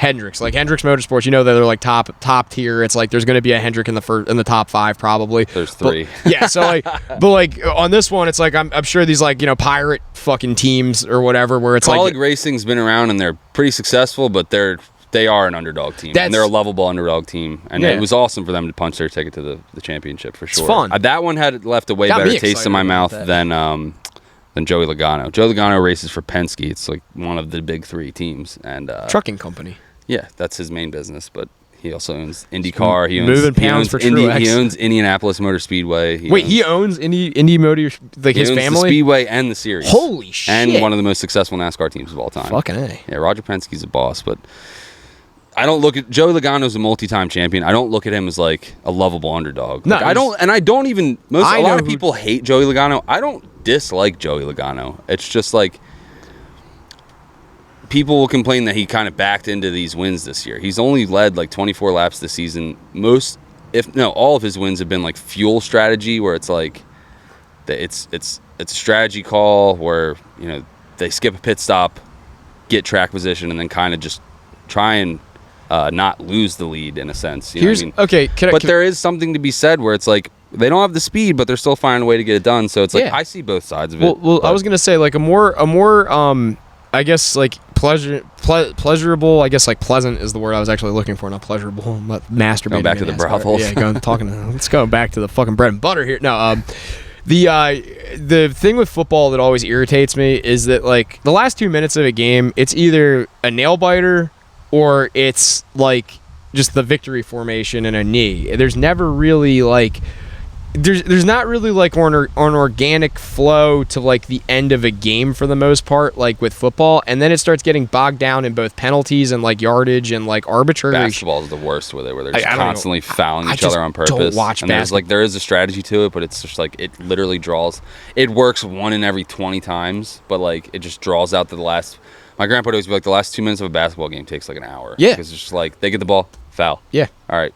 And then you're just banking that he's going to miss one of the free throws, and you're gaining like a 1 point statistical advantage. Like it makes sense, but it's gay. Yeah, Like, you know what I mean? Exactly. Okay, exactly. Like I was gonna say, like with basketball's the most egregious of it. Like NFL also bad, not I as get bad. the knee, but the knee should be outlawed. The Yeah, knee well, is gay. So like, there's just not like organic finishes to games. I feel anymore. Like I haven't It's seen rare. one that like Hail there's Mary, like fucking hope for it, fucking. like you don't really see it too much, and it's like when you tell me that there's like a dude like Logano who he's an established driver, he knows what he's doing out there, he has the prowess, and he can use his big boy brain a little bit better than someone who's just out there driving the car. And I'm not saying that like driving the car is not going to get you a win if you got the right Well, equipment. Logano's not the one making these calls. But still, it's a crew chief. It's and the a team Yeah. strategy. But still, like I like that. Like occasionally, you do have these guys that squeak in, and it's like, well, he's an established driver. He's got a little bit of prowess to this. He's got a little bit more experience behind the wheel than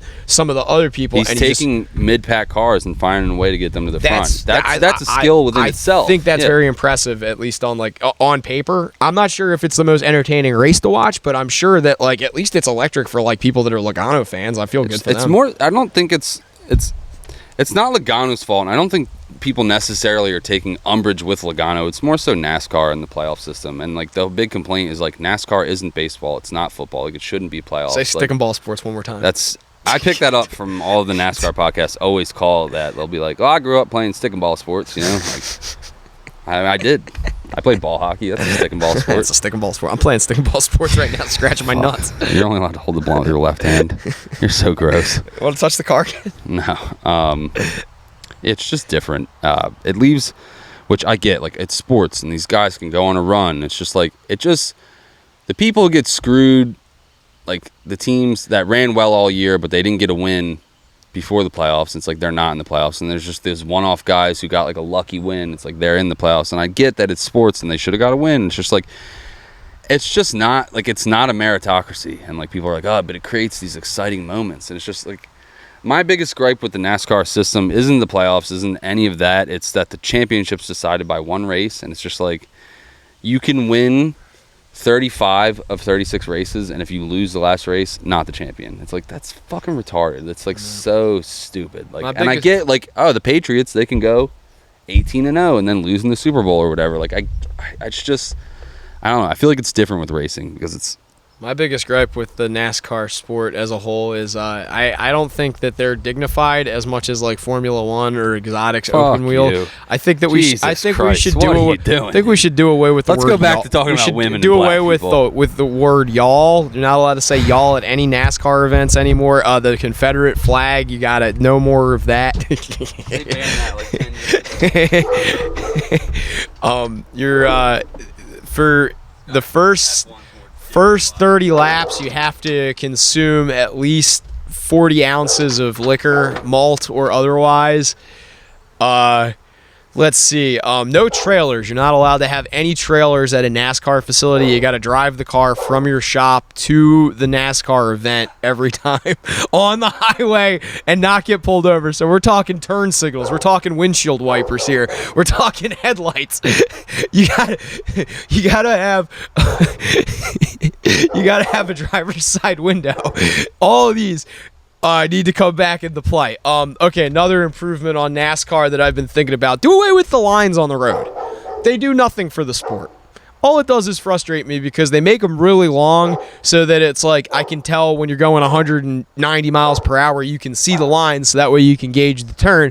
But let's mix it up a little bit. Let's get rid of those. They don't have lines on dirt tracks, do they? Not to my knowledge. I've never seen Tommy fucking cheat in a line. No, you know what they have? They have just a big open canvas for you to try and run on and gauge everything by eyeballing it. I think if NASCAR embraced that, you'd get a lot more cash. The lines like in the racing lane, or you saying like bottom line, like the shoulder? No, basically? not the yellow line. I'm talking like the white lines that you They see. don't Like have them at every track. Doesn't matter. Get rid of them. Though. Get rid of them. I don't like fine. them. I had to get up and walk away when you were talking about F1. No, just better than NASCAR. No, I'm just fucking with you. Oh, you're so gay. No, I wanted to say y'all is stupid because I hate that fucking expression. I say it sometimes. I hate that, dude. It's like I said it the other day. It was Dom and Jen's anniversary. I was like, "Happy anniversary, y'all." But I don't say it out loud typically. Yeah. Sometimes. Because it's getting co-opted by a lot of liberals. Code switch though. When I was at the racetrack, I was like, "Oh, y'all had a pretty good run tonight." Like, sound pretty fucking gay. Code switching. But for white people. Well, no, because now it's like a liberal thing. Ever since Hannah Gadsby, the Nanette chick, she did that. Talk to her? No, Nanette did a joke that's like, I love the American word y'all because it just means everyone. You don't have to gender it. You don't have to. And it's like, okay, the word was already bastardized enough to begin with, but now you're making it worse. But ever since she pointed out, now a lot of like liberal, like fucking people who have never like set foot outside of a fucking city, never touched grass, figuratively and literally, they're like, there's a ton of people using y'all now, and I'm like, I already hate this fucking expression. Y'all's been across the board. It's not just southern white folk that say it. It's also hood black people. You know what I mean? They're the same thing. Yeah. No, I'm dead serious. We talked about this on here before. I listened to an episode of Matt and Shane where Matt, with a black wife, was reading black, redneck, white something or other. Same. Well, no, they come from the same roots. It's because when the slaves got released in the 1880s, they didn't have an ethnic identity that was their own, so they co-opted poor white trash, which basically was like y'all and NASCAR Americans, because the African shit wasn't going very far in this country. Like, you can't be a practicing voodoo witch doctor, so they adopted the closest thing that they were like culturally allowed to integrate with, which was poor white trash. And a lot of it was like they stewed in like Mississippi, Louisiana, Kentucky, Tennessee, all these places, and then moved to more booming cultural centers like Detroit and New York and Chicago and places like that, and brought this like, southern weird dialect with them that over generations got integrated into there. So it's like you end up, when they say finna? Yeah. So that's actually an old white one, and it means like fixin' to in white culture, but it does still mean fixin' to, like I'm going to, or like I'm. I just thought it was like you hear a lot more ghetto for gonna. No, you hear a lot of old white ladies say finna down south. Yeah, a lot of coon ass. Fixin' to. Yeah, fixin' to. Yeah, but it gets shortened to finna. That's interesting. And same with bet. I I hear a lot of Molly dealers, and also like bet is rednecks. common. Bet's common up here. Not in this household. It's like y'all. If you say y'all, you're getting. I say bet via text to my lady when I'm mad at her. Is that like a yup? Yeah, like a okay. She's like, okay. I'll say okay. I'm fine. Okay, bet. Yeah, that's my I'm fine. Okay, bet. Everything's fine. Yeah. I'm not mad. What's wrong? I'm a chick, basically. I got dog brain. So you know what's really funny? I was gonna put a bow on NASCAR though, real quick. BEAUX. I don't like Las Vegas. I think it's a really fucking boring track. I think it's an awesome town. It doesn't do it for me. I don't know why. They just tend to get spread out. Kind of like you could say about Dover, where they just, and I love Dover because it's my home track or whatever, but Dover, they kind of get spread out where it just kind of becomes like a fucking conveyor belt, and it's like not a ton of action going on. Like one guy just kind of stinks up the show. So yeah, not a big fan of Las Vegas. The most exciting part of the race for me was when Tyler Reddick did a fucking kickflip, landed all fours, and just drove away. Like, nice. He flipped, landed, and then drove to his fucking pit box. And like, there was all these different. There was like a super cut of all the different guys' radio edit being like, "Wait, he flipped and he's in his fucking pit box? Like, he drive over there?" Like so many guys were like, "Nah, you said he flipped. He's in his fucking pits." Like no, he got it rolling again. They're like, "What?"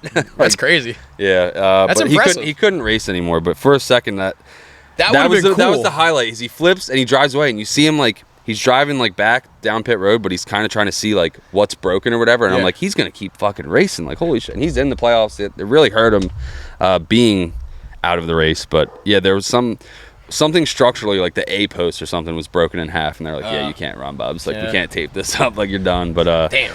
Yeah, other than that, it was kind of a fucking stinker. And then fuel strategy win. But this week they're in Homestead. That's a good track. Should be fun. Where is it? Homestead, Miami. It's like right outside of Miami. Apparently that's really cool. That should be the finale. Phoenix stinks, but these are all things that any NASCAR fan knows. Homestead used to be the finale site, but anybody actually? I was curious because Seamers noticed he noticed that I put the little ad edit in there at the beginning, the YouTube survey thing. He said this was sponsored by 4chan, but I was curious. Do any of our listeners actually who watches NASCAR? Because I watch it when it's on, but I'm not like you with like Flow Racing and whatnot. But like, if there's like Cup Series on, I doubt many. But I just want to know. I'm curious if That's what I was saying to you or Tina or someone. I was like, I wish I had a friend like locally that was like actually into NASCAR like I am, where I could like talk shop after a race with, because like I'm like I don't know anyone that like actually. I know you watch sometimes. I know some casuals, but like I don't know anyone that's watching every Sunday like I am. Like everyone, especially now with football, it's like we go to our parents. Everyone's watching football. Like I'm sitting in the back watching the race on my phone. Like I'm like I don't care about that guy. Or I go in the back room and watch it if that TV's vacant. I want to watch the fucking Cup race. I don't care about the Chiefs versus the fucking Cowboys. There are $20 on it. You'll have fun. There's only fucking 3 races left. I'm watching the race, and I'm over. I used to DVR it and then watch it at night. For some reason, to me, it's way more exciting live. Like something. For some reason, and I can do it, I get excited still watching a recording, but like knowing that this is already over in real life, it's just like it takes you out of it first. Oh yeah, it breaks down that fourth wall. When it's live, you're like, oh, this is like breaking. I'm like, in the zeitgeist. Yeah, this is happening now. Like, I don't know. So yeah, I've just been. We have to do shit on Sundays, and like. If we're, like, we went apple picking, I wasn't watching the race on my phone there, but if we're sitting at the in-laws, like, you're damn right I got an AirPod in, and I got the fucking illegal stream going on my phone, dude. Shout out to DD12.com, one of our sponsors. They got the best fucking illegal streams for races on the interwebs. Dick Dragon 12 inches. That's that's Vegas. It was lame. You said something, though. You're like, I wish you had, like, more friends around here that did. Now you know how I feel about poker. Nobody I know plays poker, and I'm, like, the only person I always am, like... At that level. Like, guys that like our friend Dom that'll play in a casual game sometimes. Yeah, like, you don't know anyone that's like trying to go play tournaments and like grind. You know what I mean? He's not going there tonight like I am because I want to hit my rake back and like and it's even like Tommy and Autumn, they follow NASCAR, but they don't like. Well, they're different sport entire. Well, not different sports. No, they're into racing, but yeah, I mean, I think Tommy's into F1.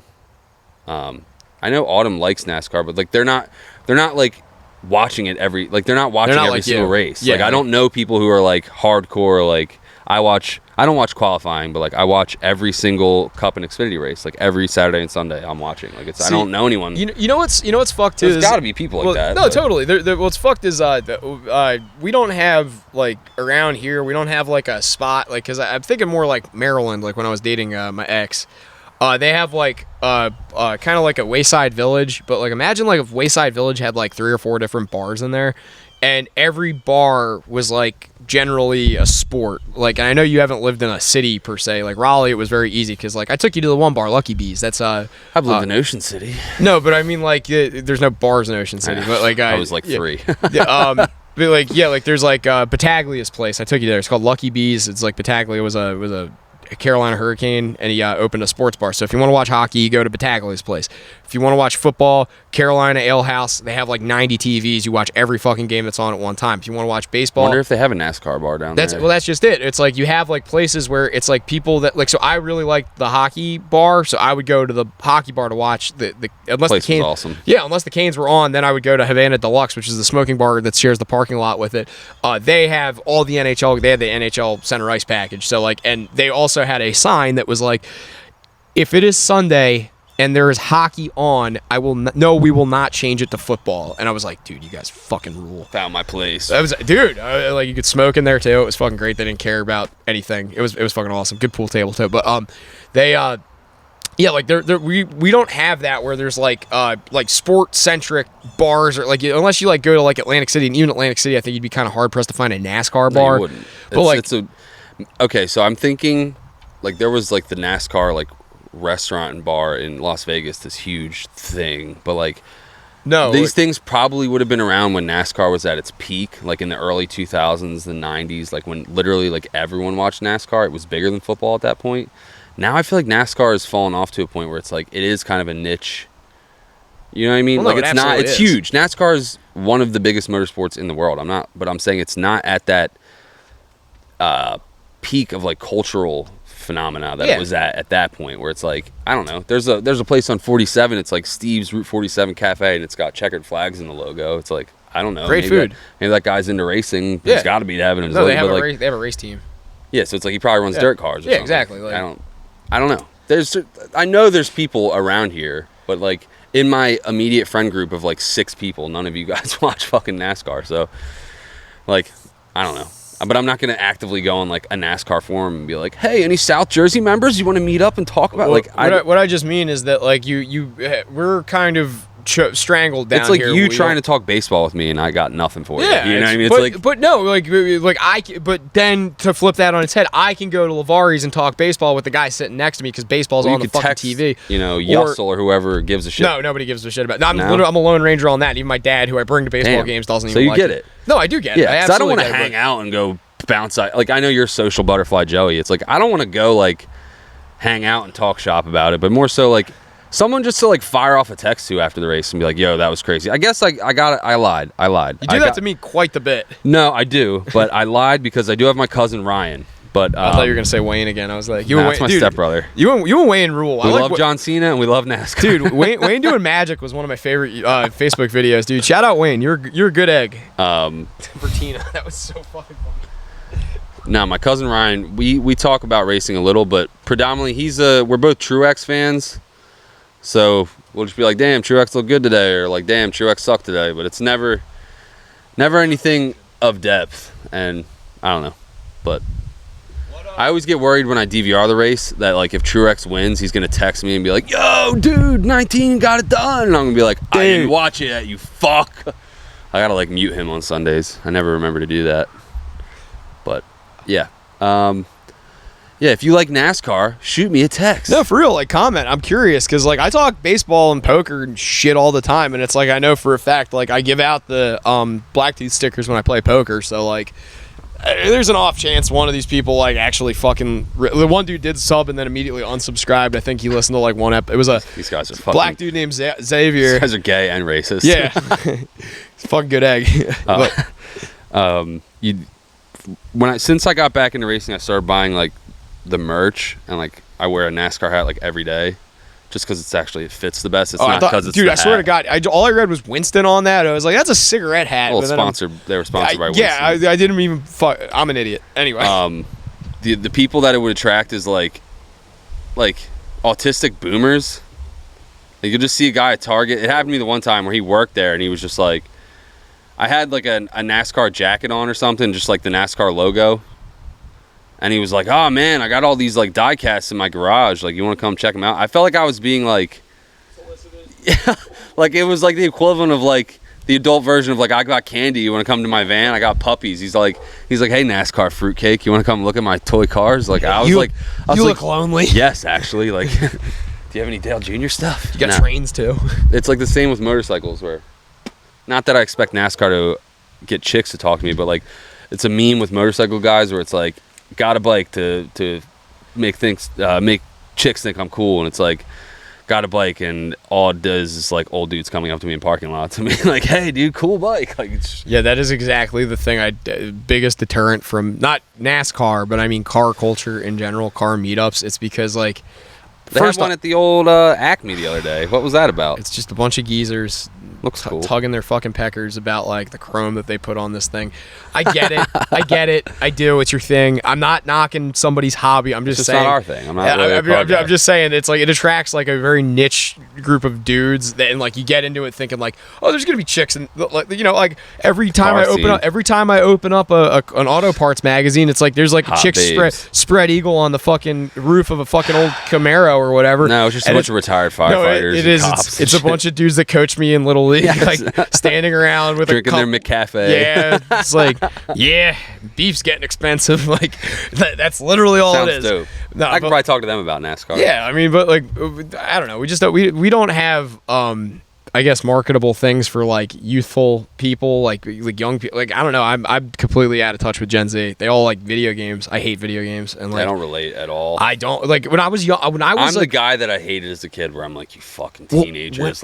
when I was hey man, we're just having fun. when Like, I was nah, 14, fuck you. because I was an only child, so I was like, and you were kind of in the same thing where it's like you only hung out with like, you know, older people for the most part, so you get like this like kind of, there's no like childness to you, like where you're like, I was a freshman hanging out with seniors, like Yeah, smoking cigs, and like exact- just yeah, a like- complete degenerate. Like, yeah, but like you have this like kind of like wanton urge to be accepted by the older people, so you gravitated more towards like the older, like the activities, like, so the way I got into movies was I really got into talking with this dude named Greg. Shout out Greg, I hope you're still alive. He was a full-blown alcoholic when I knew him, and he was not looking good when he was not the good. he was like 28 and he's yellow. I'm like, oh man, you're not looking. But he was a nice guy. He was very, very nice. R.I.P. Greg. I don't He know was if- a real sack of shit. He was a did real- some creepy stuff down there. Funny bone. He's got that picture of him with his girlfriend on his lap. I think she left him and he drank himself, but he kept the beer. But Dude, that line right there, he was like, He's a real rest in peace to Alex Scavone. You know, he was a real creepy motherfucker. He was a real sack of shit, and Bert was just like falling out of his chair.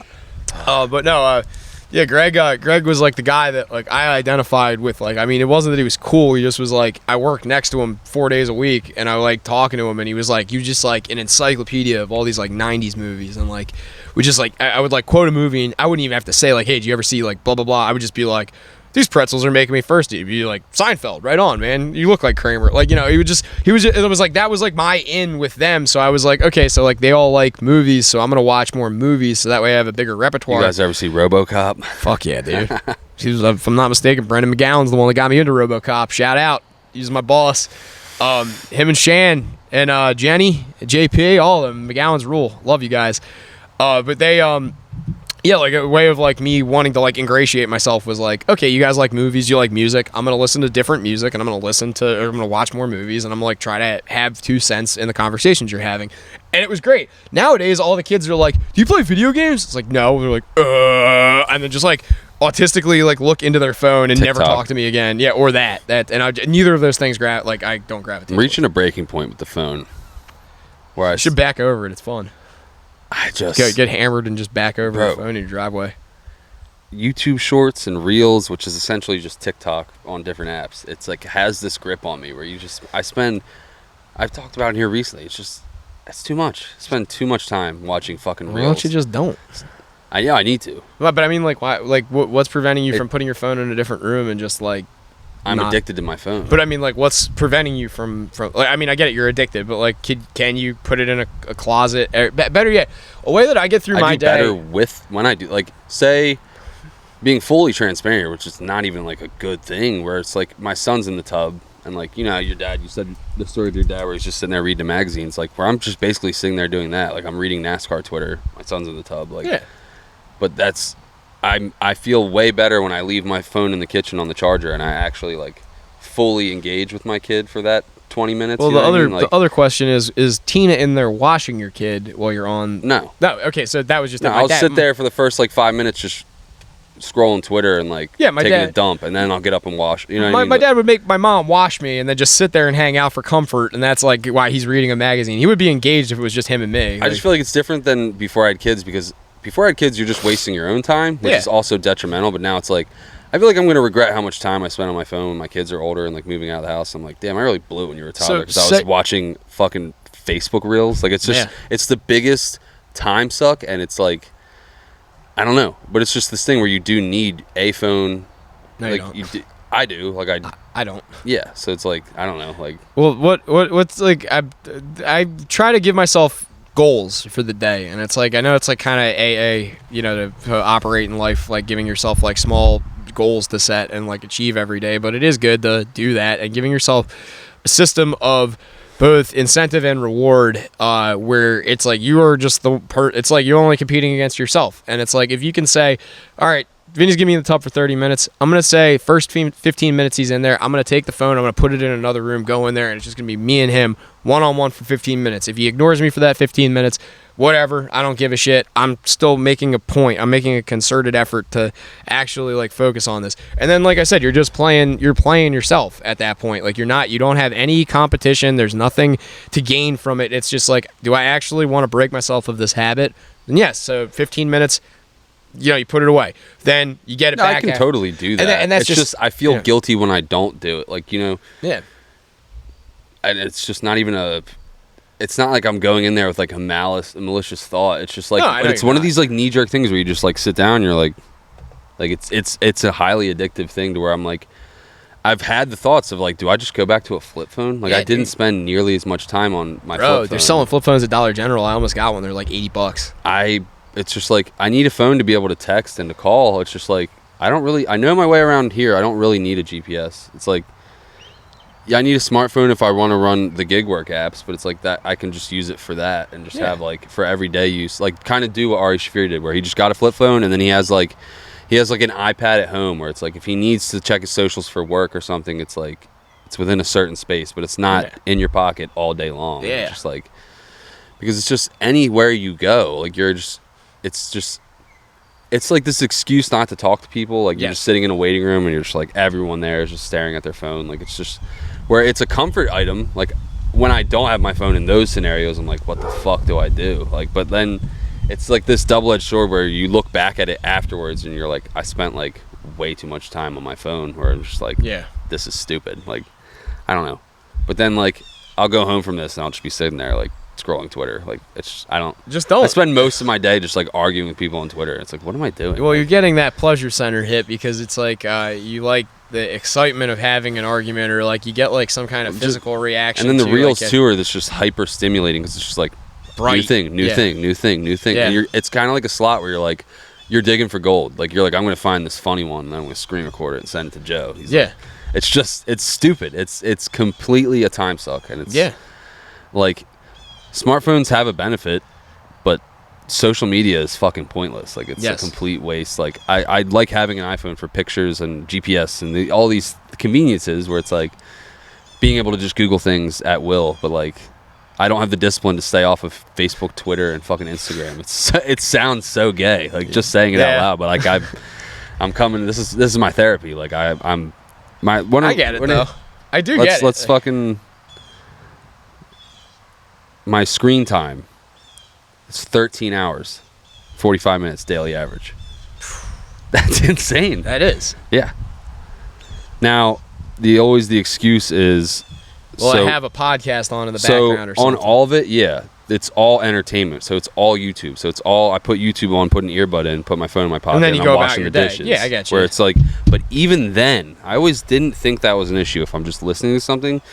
But I find myself doing that less, where it's like, I'll be listening to a podcast and then like going for a walk with the kids. And it's like 10 minutes in, I'm like, I'm not like fully engaged to what I'm doing. Like I'm not even paying attention to the kids. I'm paying attention to Matt and Shane. And like I find myself being like disgusted with myself, and I'm like, let me like lock in. So it's like I do have the ability to do it, but it's just I really beat myself up when I'm like, it's just me teeing the kids home, and I'm like, damn, I just sat on my phone for like 30 minutes, like just, and my kid's running around watching like he's not unhappy. He's not like tugging at my leg being like, Dad, pay attention to me. But it's just like I'm beating myself up being like, I'm gonna regret this later. Like I didn't fully, I don't know, soak in this time of how fleeting it is, because my kid's like this tall already, and in my head he's still this tall. Like, you know what I mean? Like it goes by very quickly, and it's like, I don't know. I spend a ton of time with my kids. Like overall I'm fine. It's just this one thing where I'm like, kids aside, even if I was single and alone,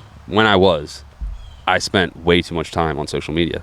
Yeah. And if not YouTube. And then I try to talk myself off the ledge, where it's like, when you're a kid, you used to just watch TV all the time. Like, what's the difference? And it's just like, well, when you left the house, you didn't have a TV with you. It's like, now I'm just like, you know, sitting at Wawa, like watching YouTube on my phone. Like, you could kind of get away from it more as a kid. There was just the desktop where you'd be on MySpace and AIM, and like you could more easily, you know, separate from it. Yeah. Now it's just you have a computer in your pocket everywhere you go, and it's extremely tempting just to use all the time. You need to reschedule your incentives. You need to do a digital detox. No, you just need to reprioritize your incentives. You need to give yourself little like, and I know I sound like I'm being They're already built in with having kids though, because it's like, gotta get up, gotta go to a playground. No, No. I'm saying you gotta redo your system of incentives, because all of that benefits the kid. That's just you being a good adult, which you do get good boy points, you get brownie points or whatever for being Thanks. a good dad. No, you are a good dad, and I think of all the parents I do know, you're probably the most engaged, and I guess you're the most. You have like at least like some kind of recognizance of like that. Like, hey, I would actually rather spend my time with my kid than like people. No one specifically, but people break my balls about like they'll want to do something at night, and I'm like, I'm not free till 9. Like I put my kid to sleep at like 8 every night. You know what I mean? And then I give myself a little buffer because I gotta help out doing other things. You know? Yeah, I gotta rub one. Same. I gotta take a shit, babe. I'll be right back. Yeah, I'll just be like, I can't do that till 9, and they'll be like, people be like breaking my balls, being like, why? And I'm like, because I got kids, man. I was like, I'll be like, I give my son a bath and I put him to bed every single night, and they're just like, why don't you let your girl do that? And I'm like, well, that is a good question. And I'm like, because I want to do it, because I've been giving him a bath. When he was really little, my girl gave him all the baths. But then once they're like 6 months and you can kind of toss them around, they're like a little more durable. Then it's like, yeah, it's fun. These things get passed on to me. It's like, so yeah, like you said, I enjoy doing. I'd rather, rather than going to the casino or whatever, just a random example at 8 o'clock. It's like, I'd rather read my son a book and like, tuck him into bed. Like I'd much rather do that than like, I don't know. Good night, Moon. This is some good shit, Vinny. It should be like a certain event that like started at 7 p.m. or 6 p.m. They're like, well, why can't you just come? And I'm like, because I'd rather do this. Like it's like, I don't like that place is always gonna be there when my kid's 5 or 10 or whatever and doesn't need me to read him a fucking bedtime story. Like when it's not as serious, like I'll be there for those events. But it's like my kid's only gonna be 2 for once, another, and you know what I mean? Months, like I don't know. Well, no, I don't feel guilty about that at all. I'm always like, fuck your event. Like, I'll be there after my kid goes to bed. Like, you can wait for me until, like, I'm not, that's one of those, like, non-negotiables where it's like, if it's like a big thing, like a concert or something like, like a one-off, something like that, sure. But like a local hang or something, like, no, I'm not, you know what I mean? Yes, well, what I'm trying to say is I get it because I do, the same thing with Cheyenne, where I've never been one to enjoy walking my dog while being on a cell phone, because your animal is nice enough to like let you know it needs to go to the bathroom and wants to like enjoy your company like out there, and like you kind of like looking out for each other, at least in their head. That's the way it is. That's why they stare at you while they're taking dumps. Like I would feel guilty about being on my phone while walking Rocky. Yeah. Sometimes you turn around, and give me the look, and be like, "You're not even fucking paying attention. I'm literally just a zombie." Like, yeah. Well, I've never brought with Cinco, with Cheyenne. Like, there's a couple like extreme. The argument for that's like, what if there's like an emergency of some sort? Yeah, there was emergencies for the bulk of human history before everybody had cell phones, and guess what? A lot of people still got by. Sorry, that's just the way You I can feel. make that point, but That's what I feel, man. I mean, like, if there's an emergency, it's like. But why can't you just bring the phone and not use it? Because it is extremely tempting to go on? Or It's not that it's extremely tempting to go on. I just don't like my phone. Like, I don't like cell phones. Like, I'm being reachable. No, I don't like being reachable. I also I don't. keep my phone on silent and I just ignore phone calls where your phone's like ringing and like you pick them up. You're like a responsible adult where like, Yeah, I'm but- just not reachable. I just want to answer. Well, so I just. Sorry to everyone who's called me. Yeah, just it's more like I just don't like phones in general. I don't like technology. I don't like the accessibility that like there's certain things that you have, and then there's also like just the added like you know, it's paranoid to think people are like spying on you or whatever, but you do know that there's like to a certain 100%. extent there like your actions either by a government agency or whatever. Right now. Like, but I mean like it's everywhere. Like somewhere down the line, like you could be like texting or doing something and somehow fuck up, and it could still come back to bite you in the ass because solely because there was a moment where you should have been on your on guard and instead you're on your phone, and like someone catches you fucking up like that. I don't know. There's a plethora of reasons why I don't like technology, but like you talk about drinking and driving, I'll be transparent. I use my phone while driving. And that's not good. Yeah, that's fine. That's really bad. No, that's terrible. Yeah, that's like, you know what I mean? Like I don't use. I'm a hypocrite. Like, yeah. And it's not saying like I don't do it while not working, but especially while doing DoorDash and stuff like that. Like you like an offer comes in, you have 30 seconds to accept it. Like you have to look at like that's I don't know. That's like a big thing with the gig space of like they're possibly going to make it to where like it wouldn't send you offers while you're moving because it's like a safety concern or something. Like they fully know what they're doing is dangerous, and they're just like, we'll get more orders filled though. Like, you know what I mean? Yeah. Like, I don't know. But the dollar prevails. yeah, you're like on your phone while you're doing those apps. But I'm guilty of. I just being don't. Not, and I don't even usually typically have close calls. It's one of those things where it's like, I'm like a stealth using my phone while I'm driving. So if there's people around, I know it's like it's one of those things where you know it's bad because you're doing it like in secret. Where it's like if there's cars around or people around or anyone that could see me doing it, I try to avoid doing it. Like masturbating while driving. Yes. But if I'm on like Tuckahoe Road and it's a long straight and there's no one around, it's like I'll fucking reply to that message real quick. Like, you know what I mean? Like, it's like one of those, I don't know. It's like I feel shameful about it, so I try not to do it when other people are looking. But like I am guilty of it for sure, and it's not good. Also, Well, like, why don't you just not? That's just it. Like, I don't know. I'll get a message and I'm like, I feel obligated to reply in a, timely manner. It's all excuses. There's you're right, and there's no legitimate. I don't have a leg to stand on here. I'm not trying to defend texting and driving. I'm not saying I'm you're sitting here admitting that it's bad. No, I'm not saying that. I'm just like the point I'm making is like, okay, like if you told me like stop playing poker, okay, I have no problem doing that. I have no problem putting it down and never going. I would be upset that it's like, hey, I like invested a lot of time and shit in this. Or better yet, here's another one. I pull all your money out of the stock market and just like stop trading stocks. It's like, well, I feel like cell phones are just, not to sound like booze, but it's like ingrained in our society at this point where it's just so socially accepted. It doesn't like, have to be. You're like the weird one if you're not on your phone or something. You know what I mean? Like, well, no, but that's just it. You ever put down your phone and you notice how much other people are on? All like, the you walk because around. I'm never on my phone. It looks so, insane, right? Well, like I told you, one of the things that really annoyed me was when me and you were in Raleigh. That chick's fucking dress blew up. Everybody me and like 8 other people on the street corner saw her underwear, and you were on your phone. And I'm like, dude, did you see that? And you're like, what? And I'm like, oh, it's so frustrating. And it happens in the car all the time where I'll be like, I'll make a reference to like a sign, or I'll make a joke, or I'll be like, oh, that car's on fire over there. I'll just point something out, and Tina's like looking down on her phone, and like she doesn't even look up. Well, they're women, they don't understand. She doesn't even look up in time to see it, and she'll just be like, what? And I'm just like you know what I mean? But when I'm a passenger, I'm probably sitting there scrolling on my phone like it's just, I don't know. But yeah, when it's the worst when you're trying to talk to someone. I was always the one. I was late on the smartphone. I didn't want one because I didn't get one until 2014. I got the iPhone 5C. It's like the gay, colorful one. I got the green one, but they number iPhones? Yeah, this is like the 12. They're up to like the 16 by now or something like that. No, it's just simple, like 1, 2, 3, 4, 5. Like I get it's sequential. Yeah. Is it? I don't even fucking know. Yeah, I'm just dating myself. I was late in the game though. I didn't get a smartphone until. Well, like, everyone had them in high school, and I was the weird dude with the flip phone still. And I was just like, yeah, all you guys do is like spend all your time on that fucking thing. Like that's gay. Like, and I became that.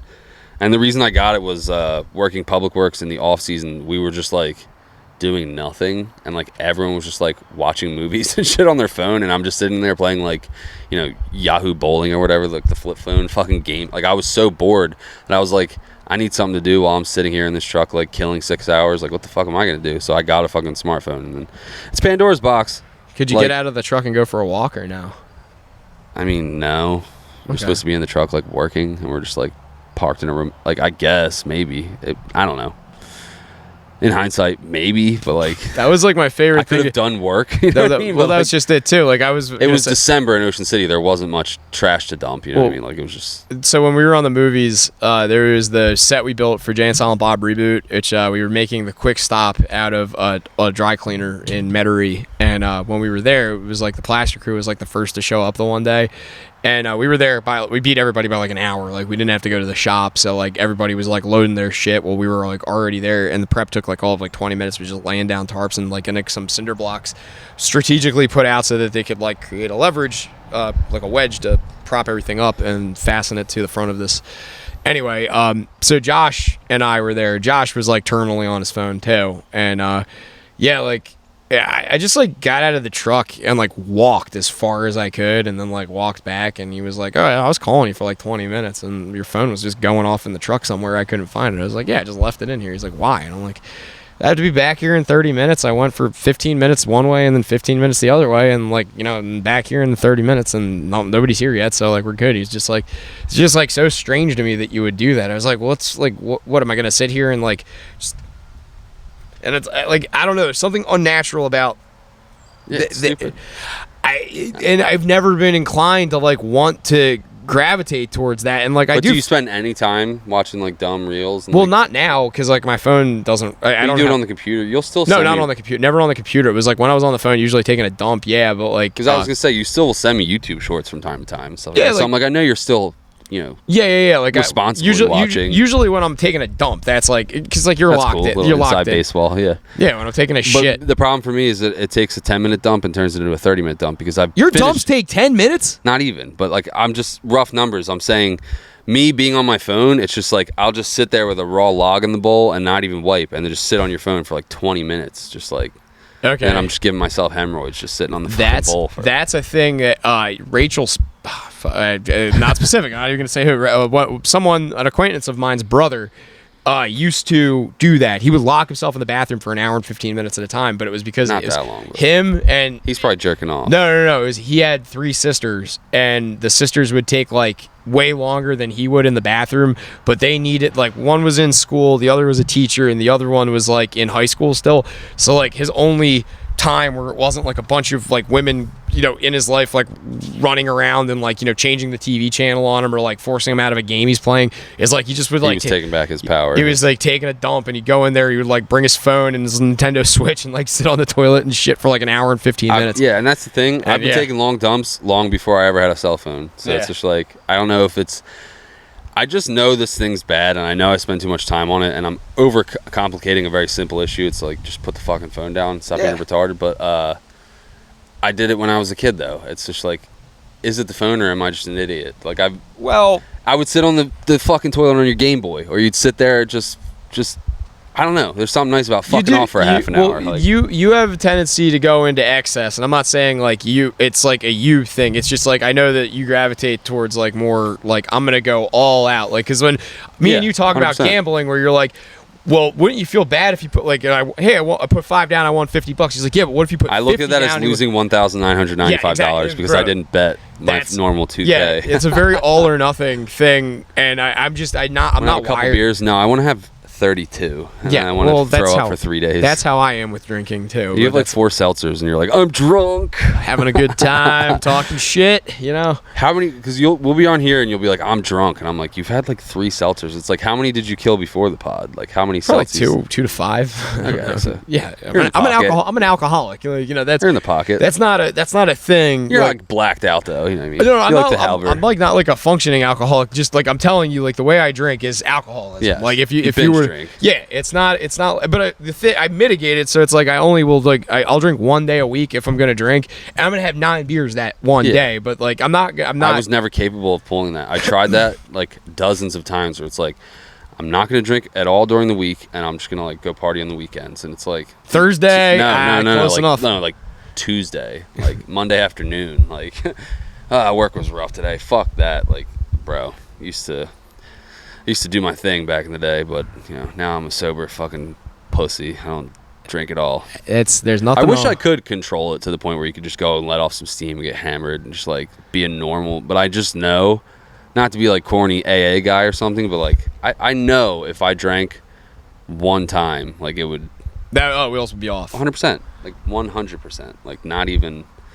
I like tried someone's vape one time, and it's just like 3 years later, I'm fully addicted to fucking nicotine again. Like it's just, I am a very all or nothing person.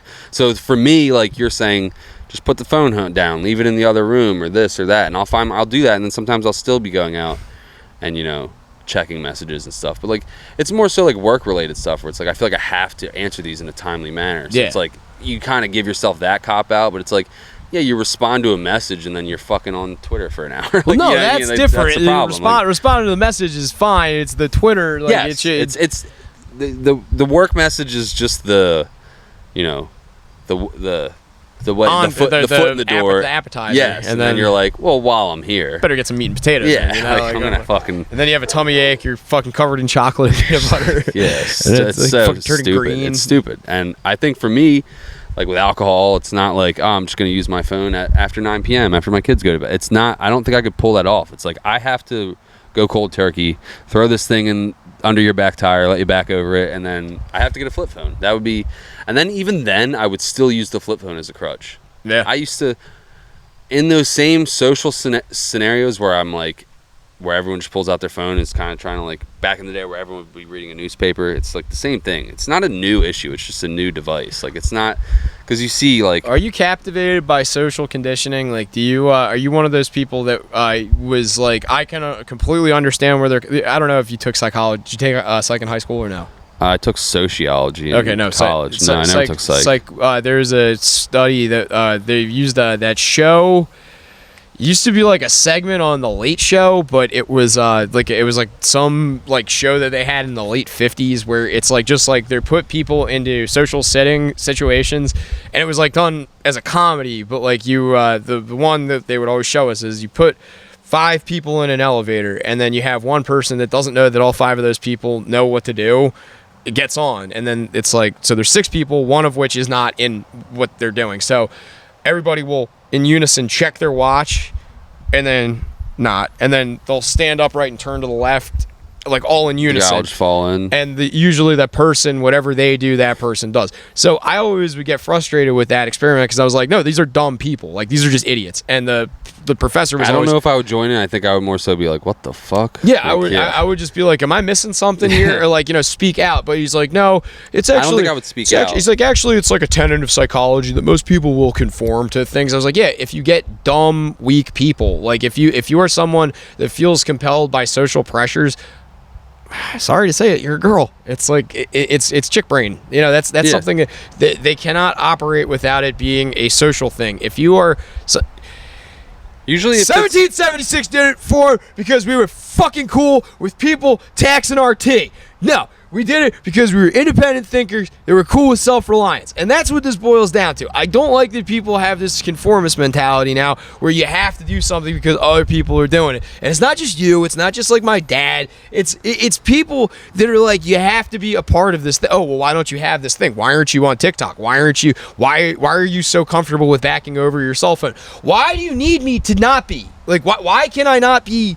What about this is impeding your ability to do anything in life? It's not. It's just because I'm socially abnormal. Like, yeah, I was gonna say it's just an oddity, and people are like, I guess, just picking and prodding. But I don't necessarily. I would never be like, why haven't you got a new phone yet? Like, I don't care. Yeah, tons of people have asked me, and I'm like, who cares? Or are they trying to reach you and you can't be reached? No, I already have a new phone. I just haven't given people the number yet. You got a new number? Yeah. Why? Staying low key, so less people will call me. There you go. Yeah, exactly. I've had the same number since 2005. And getting a new number would stress me the fuck out to no end. Nah. fucking good, man. It's I don't like know. it's nice. It's like it's nice being nobody. Do you have like any social anxiety at all? No, None. no. So if you see someone from high school in the Acme, you're like stoked and you're gonna be like, yo, what's up? I'm just gonna ignore him. Like, Okay. yeah. In fact, there was a kid that used to bully me in high school. No, I ran okay, into him. someone I ran that into you him. actually got along with, No, but no, you so- haven't seen no, in 10 years. there was a kid that I've known him my entire life. There was a kid. I went through all 12 grades of school with him, and in 12th grade, he was on the football team and thought it would be more fun to poke fun at me for being a weirdo. And you I know, would ignore that person, but someone that you got along with your entire life. what's up? Oh, hey, how's it going? Okay, cool. But- See ya. Like, Yeah, I have this weird thing where like I think I said it on here before, like the beauty of like living somewhere else is like you don't know anyone. Yeah, where it's it's like lovely. it's weird where I want to stay in Upper where I don't want to see anyone that I know. Like if just seeing someone that I know at like Dollar General or Acme or something like in one of those settings, it's like so beyond dreadful to me, to the point where I've left stores to avoid making small talk with someone that I know. Yes, that's I a left. symptom of this too, because you know that no, thing but I've prevents you- always been that But way. it it's there's a thing about kids these days won't make eye contact, and I've noticed that if you talk to younger women. Well, I guess you're not, but when you talk to girls that are like 25, 30, you know, like younger than me, but like kind of like in that, you know, like out of college, but not quite like, you know, hitting their stride yet. They're still like, if you make eye contact with them for like a really long time, they become very like, Uncomfortable. yeah, This creepy guy. but like but It's like kinda creepy. But it's not creepy. It's that you're supposed to conversationally, you're supposed to make eye contact with We've people. been making eye contact like this entire. Well, I've had glasses on the whole time too, but I mean, I'm sure you can see my eyes, but they You just didn't for the first few but hours. what it's doing is it's like these phones. It's a one-way device, so you're not staring directly at people's eyes. And even when you're FaceTiming with people, the cameras don't line up, so you're looking at the person's eyes correctly. It's actually a piece of camera trickery I know from But movies. this is a problem that's long dated cell phones for me, and it's like I don't know. I think it was more of a weed issue. It became a serious issue when I started smoking weed, where I felt this shame. And I felt like I needed to hide because I was smoking weed all the time, and it was pretty shameful in 2009. But like, one of my big regrets was Mr. Vant passed away in like 2013 or 14. It's been like a while, like 10 years. And the last few times I saw him, like I smoked weed in the parking lot of the rink, and he was there driving Timmy, his son, to practice or something. And then I had like a men's league game after, and like I just did like the whole like turn my head, hope he doesn't see me, walk right in. And like that is a trend in my life where like I see people I know in the grocery store, I'm ducking down an aisle. Like it's like ridiculous. Like I don't know why it's like this. It's not a phobia, but it's just like this insane social anxiety where like I'm supposed to go to open hockey with Timmy, Jan, and Frankie, guys I've been buddies with for over 10 years. But it's just like I'm extremely like I'm like almost dreading it because it's like something about seeing people that like I used to be close with but that you don't really talk to as much anymore. It's like this awkward like tension, like to where like I don't know. Like I saw my best friend since kindergarten in the grocery store when I was working Instacart, and I fucking like I was purposely taking different routes around the store to like avoid having this like, hey, how you been conversation. And like it would have been fine. He wouldn't have been weird. It's all me. It's like this insane love you, Josh. I don't know why I did that. And he definitely saw me at one point, and I was like, why am I like this? Like, and I like checked out as quickly as I could and like bailed. And like this is a kid I've known since kindergarten. Like why do I do this? Like, and it's same, I see the Schulers and I like bail, and it's like this weird like shame or like low self-esteem or like I don't know what. Yeah, probably low self-esteem I can't pinpoint it, but like just this like I feel like I have nothing good to report back, and like that's not even true anymore. I have a house, I have kids, I have a wife. I like, you know, like none of those are good things. no, but I'm saying like I have things to talk about now. It's not like I'm just living at home with mom, just smoking weed and playing Xbox. Like I'm like I got some shit going on now, and even now it's just this massive like I don't know. I get more nervous to talk to my own friends than strangers. It's this weird like torturing like I hate it. Like I hate, but I still comply to it. Like pulling to Dollar General, seeing a person, and I fucking leave because I don't. It was Pass. Why am I gonna even lie? I saw Pass's truck, and I'm like, I don't feel like talking right now, and I left and I went to CVS instead. And I love Pass, and I love shooting the shit with Pass. It's just like this insane social anxiety where it's just like more so based on like people I know. Like even like I have an uncle that works at ShopRite, and I avoid him. And it's like I've known this kid since I was born, this guy since I was born, and I'm like, fuck Uncle Harry's here. You probably think I'm fucking insane. When I was a freshman in college, I had an initiative that it was like a decree, I guess, because like me, I think I mentioned this before. Mark can corroborate this, but we had the freshman dorm. It was like 50 people. It was like 25 boys, 25 girls, and we all like ended up sleeping with each other and shit like immediately. Nice. So everybody was just like a little bit too comfortable with one another, and we got so tight that like we actually were alienating ourselves from like meeting like other people around campus. So like a thing that we were doing is like, you know, 5, 6, 7 of us would go out to like lunch or dinner or whatever at the student cafe, and it was like me. I distinctly remember James being there, so it was like me, James, Erica, probably Cat Dog too, Michelle. You know, like a handful of people. Like we all got along together. They were just like, I always feel bad because like we have like 6 of us in tow, and there's like people that like eat by themselves, and I'm like, we should just go eat with them, and they're like, that's insane. And I'm like, watch. And like there was like some kid eating by himself. I went over with my Subway sandwich, sat down, and was like, "Hey, how's it going, man? Do you mind if I sit here?"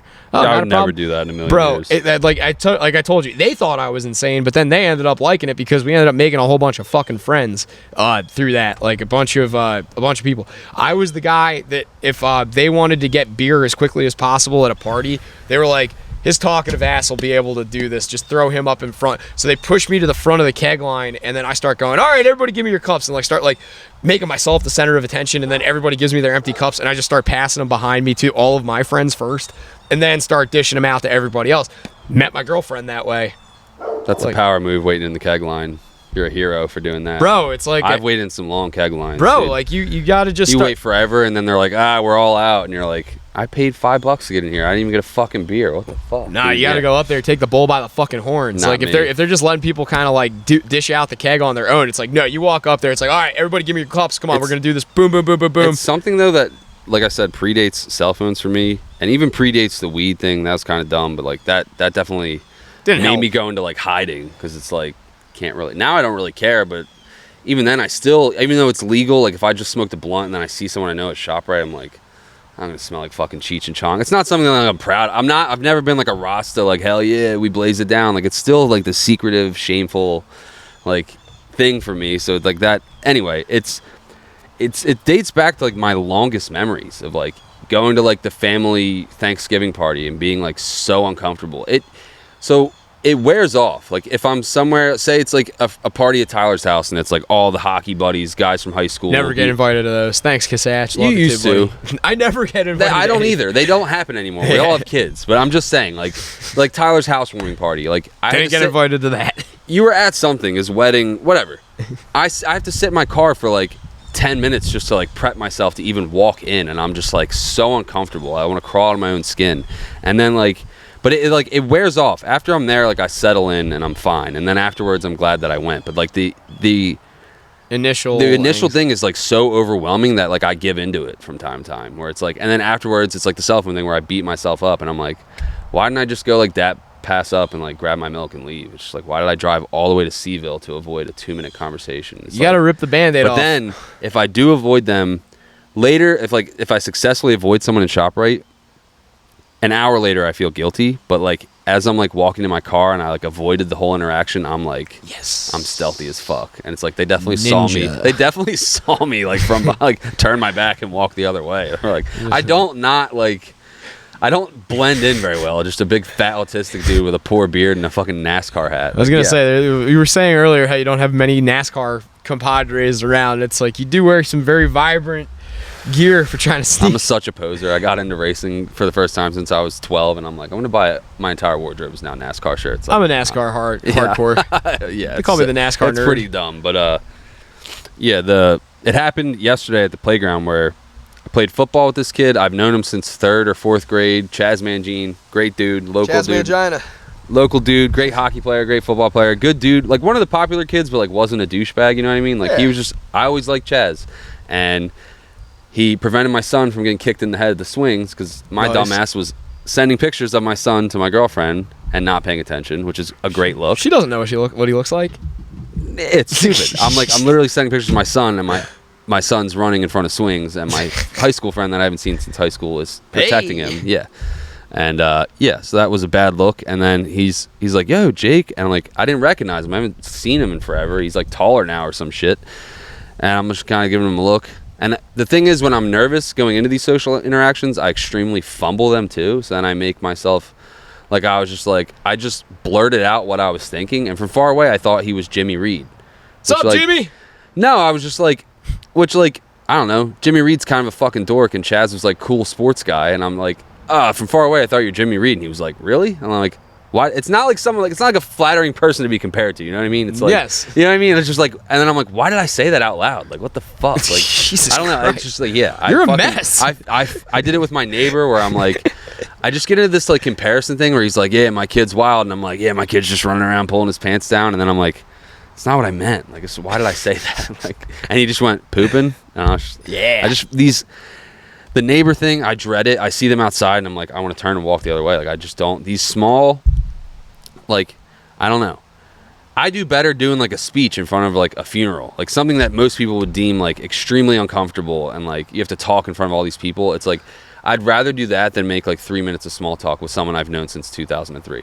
It's like, why? What are they gonna do? Be like, what's up? Like, are they gonna bully me? Like, I don't know. But it's. I remember the shirt, faggot. Like I said, the family parties and stuff being like so shy, where like it wears off. But like, I remember getting like yelled at by my grandmom. Like, that was one of my biggest flaws as a young kid, was like, stop being so shy. And it's just like, I don't know what it is. I'm with her. Yeah, I don't know what it is. I don't like, oh, you'll grow out of it, you'll come out of your shell. Like, I'm 30, I'm fully in the shell. I'm like, I was so nervous going to the race with like, to like just talk to like Tommy and Autumn, and these are people that I talk to like every day on social media. Yeah, and it's just like, I do better via text. It is a product of the cell phone. I grew up socializing on AIM. But okay, do you ever give yourself exposure therapy? Like, actual, like, dedicated exposure therapy, where you're doing something where you're completely immersing yourself in something you don't like, and you don't have an escape other than to see the task through? It would happen when I was doing Instacart, because I'd be in the store 10 times a day. So I'd be literally running into people like all the time. No, but I mean something where it's not like that's motivated by work. I'm talking about you. Exposure therapy is on your own. What would be time. an example though? Like me going to Germany by myself without speaking, worry. No. But like, exposure therapy to me is being in a place where I can't communicate, and also like not having an immediate exit, you know, or whatever. Like, you gotta, there's passports. No, my exposure therapy is usually forced scenarios where I had no time to mentally prep. And mentally prepping is an excuse, because if I sit there and think about it long enough, I'm just not going to go. So there is no mental prep. Like, I need to be like ripped a bit. Like, an example was my 30th birthday party. I thought it was just going to be like me and like my grandmom and my mom and like Tina. And I get there and it's like Timmy and Johnny and like all like close like childhood friends and people like that. And it's just like, had I known that everyone was going to be there, I would have been dreading it like all week. And it's like, these are my favorite people in the world. Like, that's the confusing thing to me. It's like being nervous to like talk to girls, which I also am. Like, I'm terrible with that. That makes sense to me logically. Like, being that I can wrap my head around. The problem with me is like being extremely nervous to like talk to people that I've known my whole life. And I don't know what that is. Where you... So one of the things, like, yeah, no, I get that, but like, exposure therapy is like, you need to like find a situation where a way you'll get better at that specifically is because there's also, for you aren't someone that's like lived in other places. Like, you don't have the luxury of being able to go up to someone, completely fumble the bag on a conversation, and then just be like, I'm never going to see that fucking person again.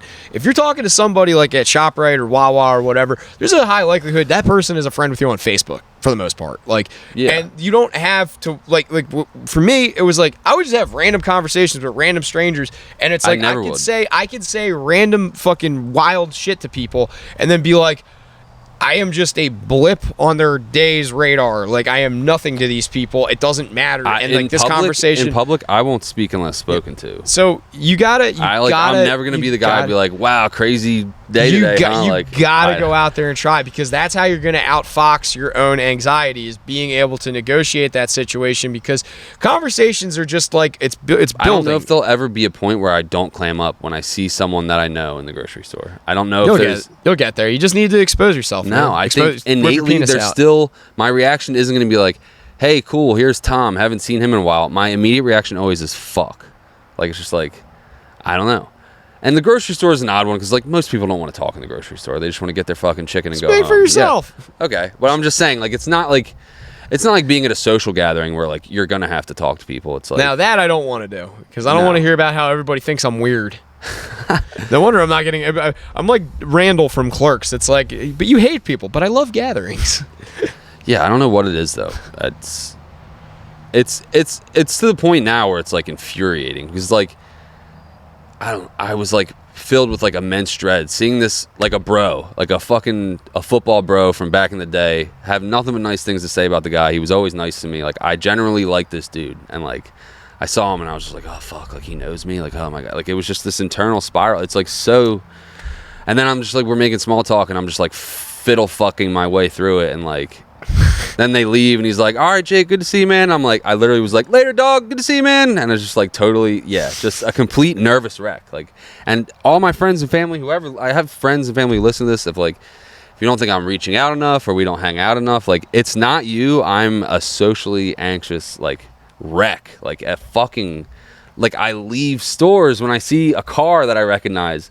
I've seen another example of it. It's embarrassing, but I'm just like I'm thinking of them. I saw Tim Vance's car at Wawa, and I had to pick up a DoorDash, and I unassigned the order, and I fucking left. And this is my best friend since kindergarten.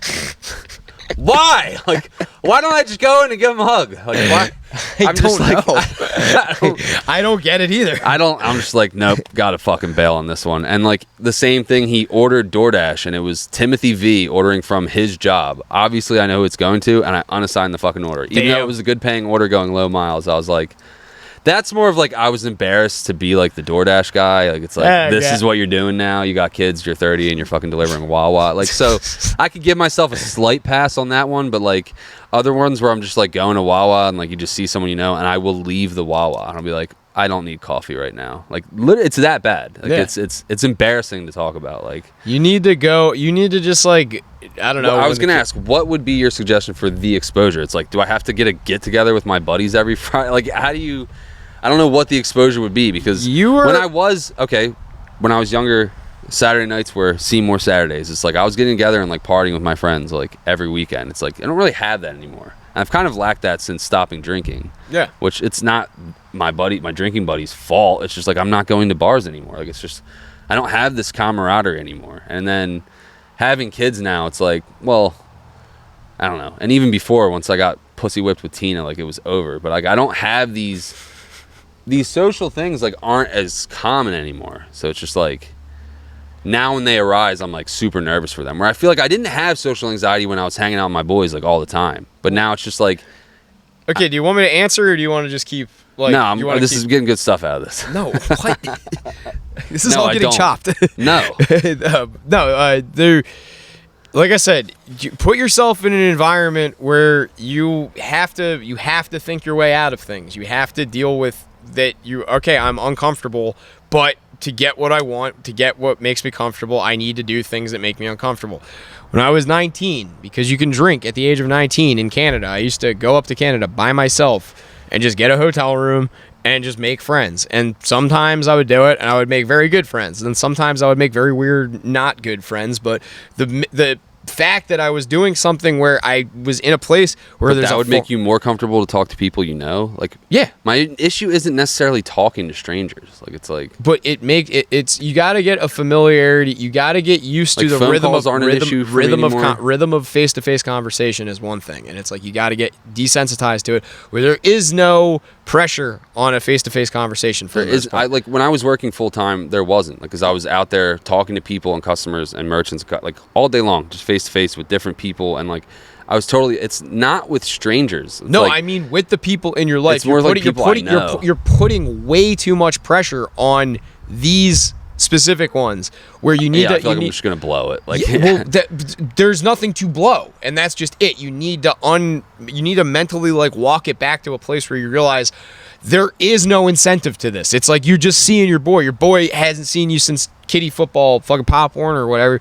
He wanted to say hi. Hey, your kid's cool. I just saved him from getting donked. You know, like there's no pressure to it. It's like all of that is internalized, and the reason is because like there's no psychoanalysis to it. It's something that makes you uncomfortable. The way that you deal with that discomfort though is getting as much of exposed to as broad of array of these situations as possible, where you're having benign conversation, you're having serious conversation, you're having conversation with strangers, having conversation with people you kind of know, people you know very intimately, relatives. So just like forced conversations. Not like forced I'm out in the wild not every day. Forced, like, these but situations not don't. forced, but where there's like appropriate. So you're saying means. when I see these things, don't run from it. Like Yeah. just go up to the person. Yeah. Initiate like Exactly. handshake. What's Yeah. going on, man? How you been? Yeah, not like That's so and I'm difficult. not saying like it has to be like an outright like I haven't seen you in 10 years. just Like I know straight, you owe me like- $40, but like a hello is a good start.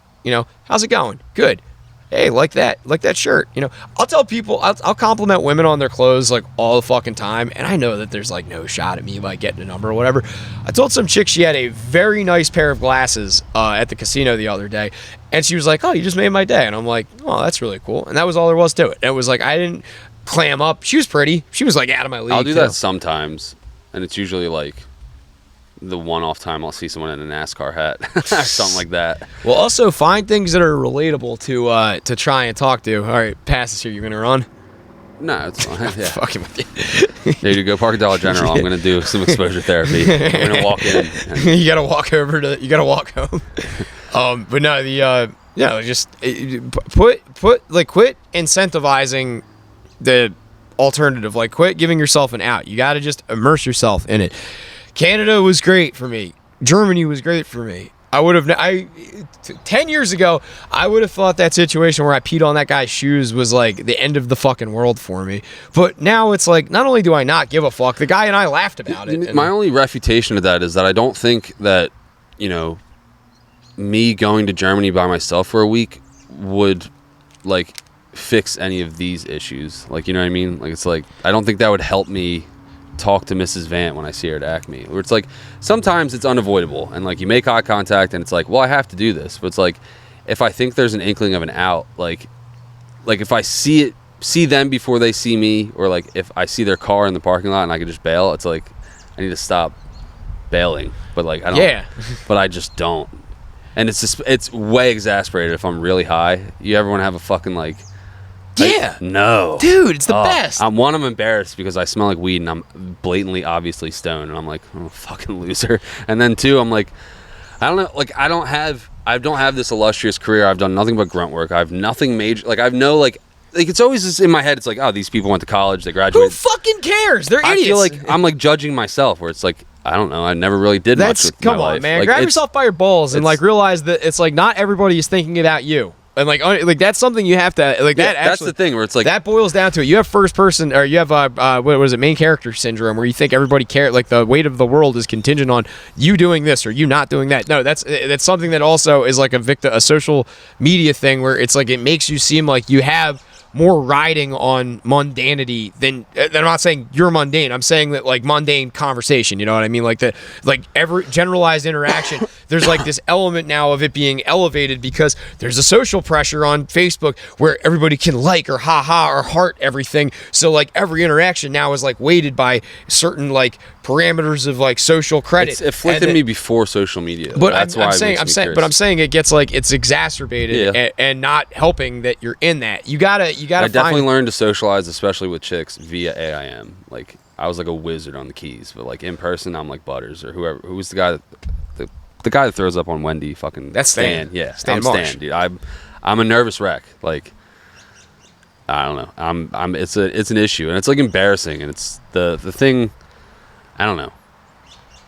It was fuck the one with the neighbor, and then with Chaz at the park. I was like, dude, I like got so nervous that I just like stumbled over my words and definitely just looked like such a fucking dickhead. And like I probably didn't. Like it was probably fine. Exactly, And, it like, I ruminate was. on these things for like hours. Like Why? Chaz probably didn't think about me at all since he left the park yesterday. Exactly. And it's like for like 3 hours afterwards yesterday, I'm like, why did I say dog? Why? I don't know. Like it's just like I Go somewhere. hyperfixate. Go somewhere else mentally. That's like easier said than done. No, though. absolutely. It's anxiety is like entirely like my entire life I've dealt with anxiety, and we can wrap on this because like we're not But my entire life I've dealt with anxiety, and one of the techniques that they tell you is you have to walk yourself back from whatever it is, because the anxiety is you're on the cusp of breaking down. You're having a physical reaction to an internalized thing. So whatever it is that gets you to that edge, one step back, then one step back, then one step back. Why is it that you're embarrassed that you said dog? Oh, because it's awkward. He's gonna think I'm weird or a dork or something like that. Take it a step back. Does he actually think about me beyond just saying the niceties and hey, what's up? Or is he also going through the exact same shit I'm going through with like raising a kid and worrying about a mortgage and whatnot? Take it a step further back. You know what? It's probably nice that this guy is just having a nice, pleasant conversation with someone who's also an adult male with a child at the playground right now, just kind of enjoying a nice day. Then take it further. He probably was like enjoying that, like, you know, hey, I saw a homie out. Like, you gotta like kind of like find a way to like reel it back in, because if you don't do that, then you're just gonna let it fester and then it's gonna amplify. But like, once you realize nobody gives a fuck for the most part about anything, life isn't like the permanence of social media. Life isn't the permanence of a text message conversation that you could sit and stew on because you can physically say it. Just say this shit. Even though we're on a podcast recording this right now, once it's out of my mouth, it's going on my computer, going on the internet. I don't give a fuck. We're going to do this again next week. Yeah, it doesn't bother me. Sometimes when you say some outlandish shit, I'll be like, shouldn't have said that. But for the most part, I don't get women shouldn't work. I don't get like much like stage fright for this, or like it's weird. Like, I don't get nervous to hang out with you, but it's because we hang out regularly. It's more so an issue if it's to pinpoint it. It's like someone that I know and that I love, like a best friend or like a friend's mom or someone I grew up like. It's just this thing when there's like a period of time where I haven't seen you. I don't know. It's just like when there's this, it's just, I get like so, like, I don't know. Like, I get more nervous to see people I haven't seen in a while. Like, even, it's not exclusive to just like a pal from high school. It's old coworkers. This guy, Joe, I used to love working with him. Great guy. I see him at Acme like once a month and I fucking turn and burn. Why don't I just go say what's up to him? Like, I don't know. Why don't you? I don't know. Like, it's just like, that's where I'm trying to get to it's like, it's not exclusive to just old friends or old classmates or old this. It's like anyone that I've ever known in my life. It's like, I'm avoiding you like the plague. And I don't know. It's not like, oh, I suddenly got fat. Like, no, I was a fat kid. Like, there's nothing new that I'm like hiding from. Like, I'm the same person. I don't know why. I'm just like, I don't know. It all started when I took an ounce of mushrooms and fucking fried my frontal lobe. And then I took a big black cock to the back of the head at Amanda's Field and knocked whatever 2 brain cells were left. But no, I don't. I definitely. I gotta work on not using my phone and not avoiding people. And I know I'm not going to do either of these things. But it's more so I just want to get it off my chest. Hey, how about this? How about we build on this though? We could build this into a little segment. You. This week, just document one example of exposure therapy that you feel that you do. So, like, I see fucking Billy Smith at the Wawa, and I fucking say, like, go give him some nucks and just be like, what's going on, bro? Yeah. It's like, I don't mind saying, like, a what's up and a head nod. I get worried about getting, like, trapped in a conversation. Well, you also did get trapped with Neil for, like, 3 hours, so you're not like that above because that. I don't know how to leave these situations where I'm, like I said, I get nervous for the party or the social gathering. And then I'm the last one to leave because I also get nervous to say goodbye. Like, I don't know how to leave things. Yeah. Oh, my God. So once I'm there, I overstay my welcome. But it takes me 30 minutes of sitting in the car building up to this to get in there. So I'm late, and now I'm also staying late because now I'm like, I don't know how to say goodbye.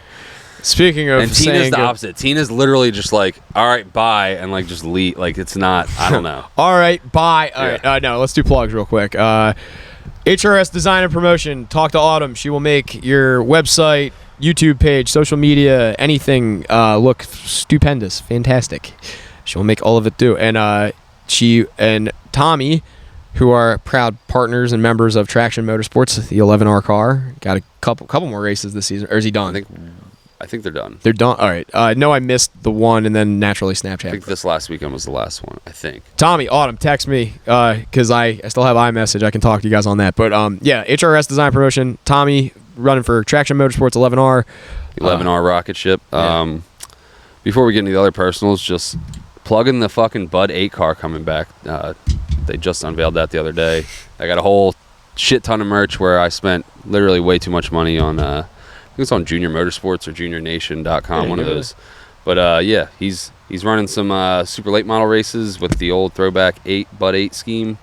The Wicked Witch of the South, Therese Earnhardt, let the trademark go, and he picked it up. And my inner 10-year-old was so fucking stoked on this that I literally bought they dropped 10 shirts and I bought 5 of them. I bought the die cast, so I bought one this size, but it's it's different shape than the NASCAR. It's called a super late model. They're just like a little longer and like a little more, I don't know. They're different, but it's a diecast of that, and I got the autographed version. It was like $140. I was like, I want that. I spent like $400 on. Isn't it great literally, being it dropped at 8 a.m. and by 9 a.m. I was $400 lighter. I was Nice. like, fuck. And Isn't Tina it was great like, being are you an adult? kidding me? It's great. It was like it's living great my being an childhood adult. dream. Yeah, Where it was exactly. like, and I wasn't like reckless. Like I didn't buy every single one, but I was like, there's 10 shirts and 5 of these are dope. And I bought all the ones that I really liked. And I was like, they're $30 a shit a pop. Who gives a shit? Like who fuck like.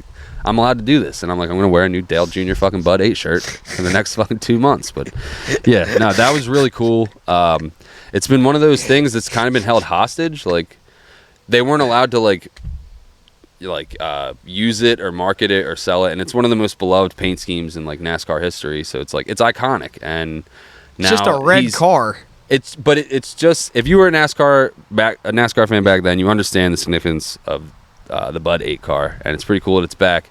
I don't think he's planning on doing any NASCAR races with it or anything, but it's cool that him and Budweiser are working together. It's definitely, they're obviously going to make a ton of money on merch, but he is running some It says the king of beer. Why is it the witch? NASCAR people are fucking retarded The sometimes. You said it's the Wicked Witch of the South? No. The Wicked Witch of the South is Teresa Earnhardt. It's Dale Earnhardt Sr.'s wife. Because this was the team owned by Dale Sr., when he died, she had, because she was his wife, so she owned this trademark. So she just held it hostage for the last 17 years. He wasn't allowed to run this number once he left the team. He wasn't allowed to like sell merch or anything with the number. Like she didn't do anything with it. Like Okay. you know what I mean? She just kind of like, it was like a fuck you to him. Like, you know, I'm not.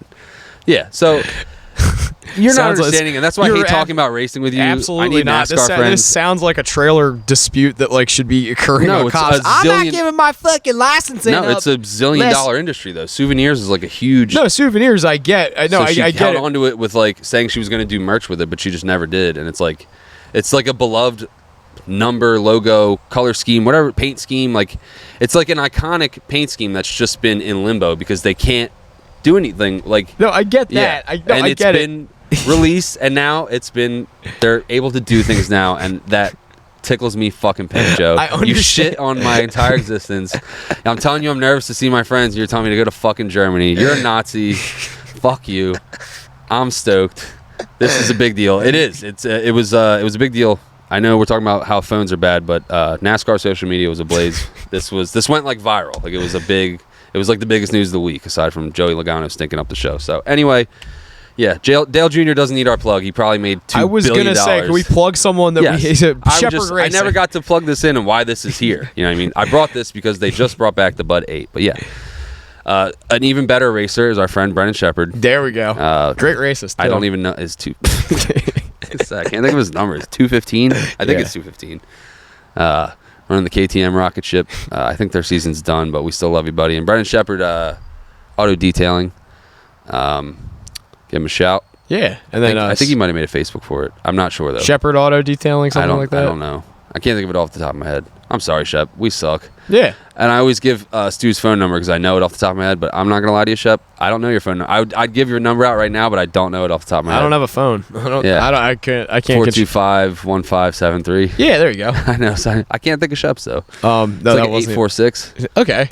but I don't know the last ones. And I might be wrong there. Anyway, reach out to Brendan Shepard via Facebook DM and tell him you need your car detailed, and he'll come fucking wash your car.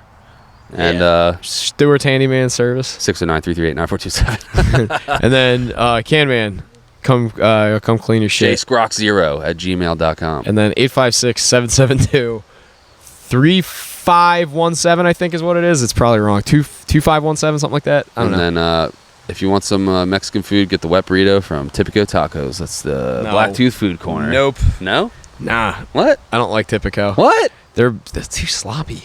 Nah, the wet burrito is fire. Super I'm a sloppy. fan. Super I like it. sloppy That's why I food. like it. I'm not a fan of sloppy food. I don't like their meat. tacos. I don't like authentic tacos, but they make this thing called the wet burrito, or it's just a gringo. I get the ground beef. I get a straight gringo burrito, and they just lather it in this salsa. And it's you got to eat it with a fork and knife, and it's a mess. Yeah, I It's don't. like- No, I like handheld I like Mexican Rojos food. Yeah. for those. Yeah. Rojos is my jam. People would be like, "Oh, Reds is better." Nah, I like the real. Rojos. I like Rojos on 6th. People would always defend the one on 11th. No, Rojos. Yeah, all day. Rojos all day. All Where's fucking Reds day. now? That's what Nowhere. I thought. Yeah. They're hanging out with fucking El Capitan's Taco Shack under Just the me Dunkin' talking Bridge. about my social anxiety and then gloating about my big back and which foods I like.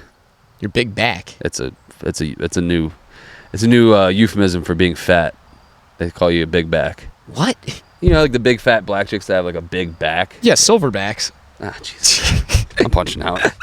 Thanks for listening. Go fuck yourself.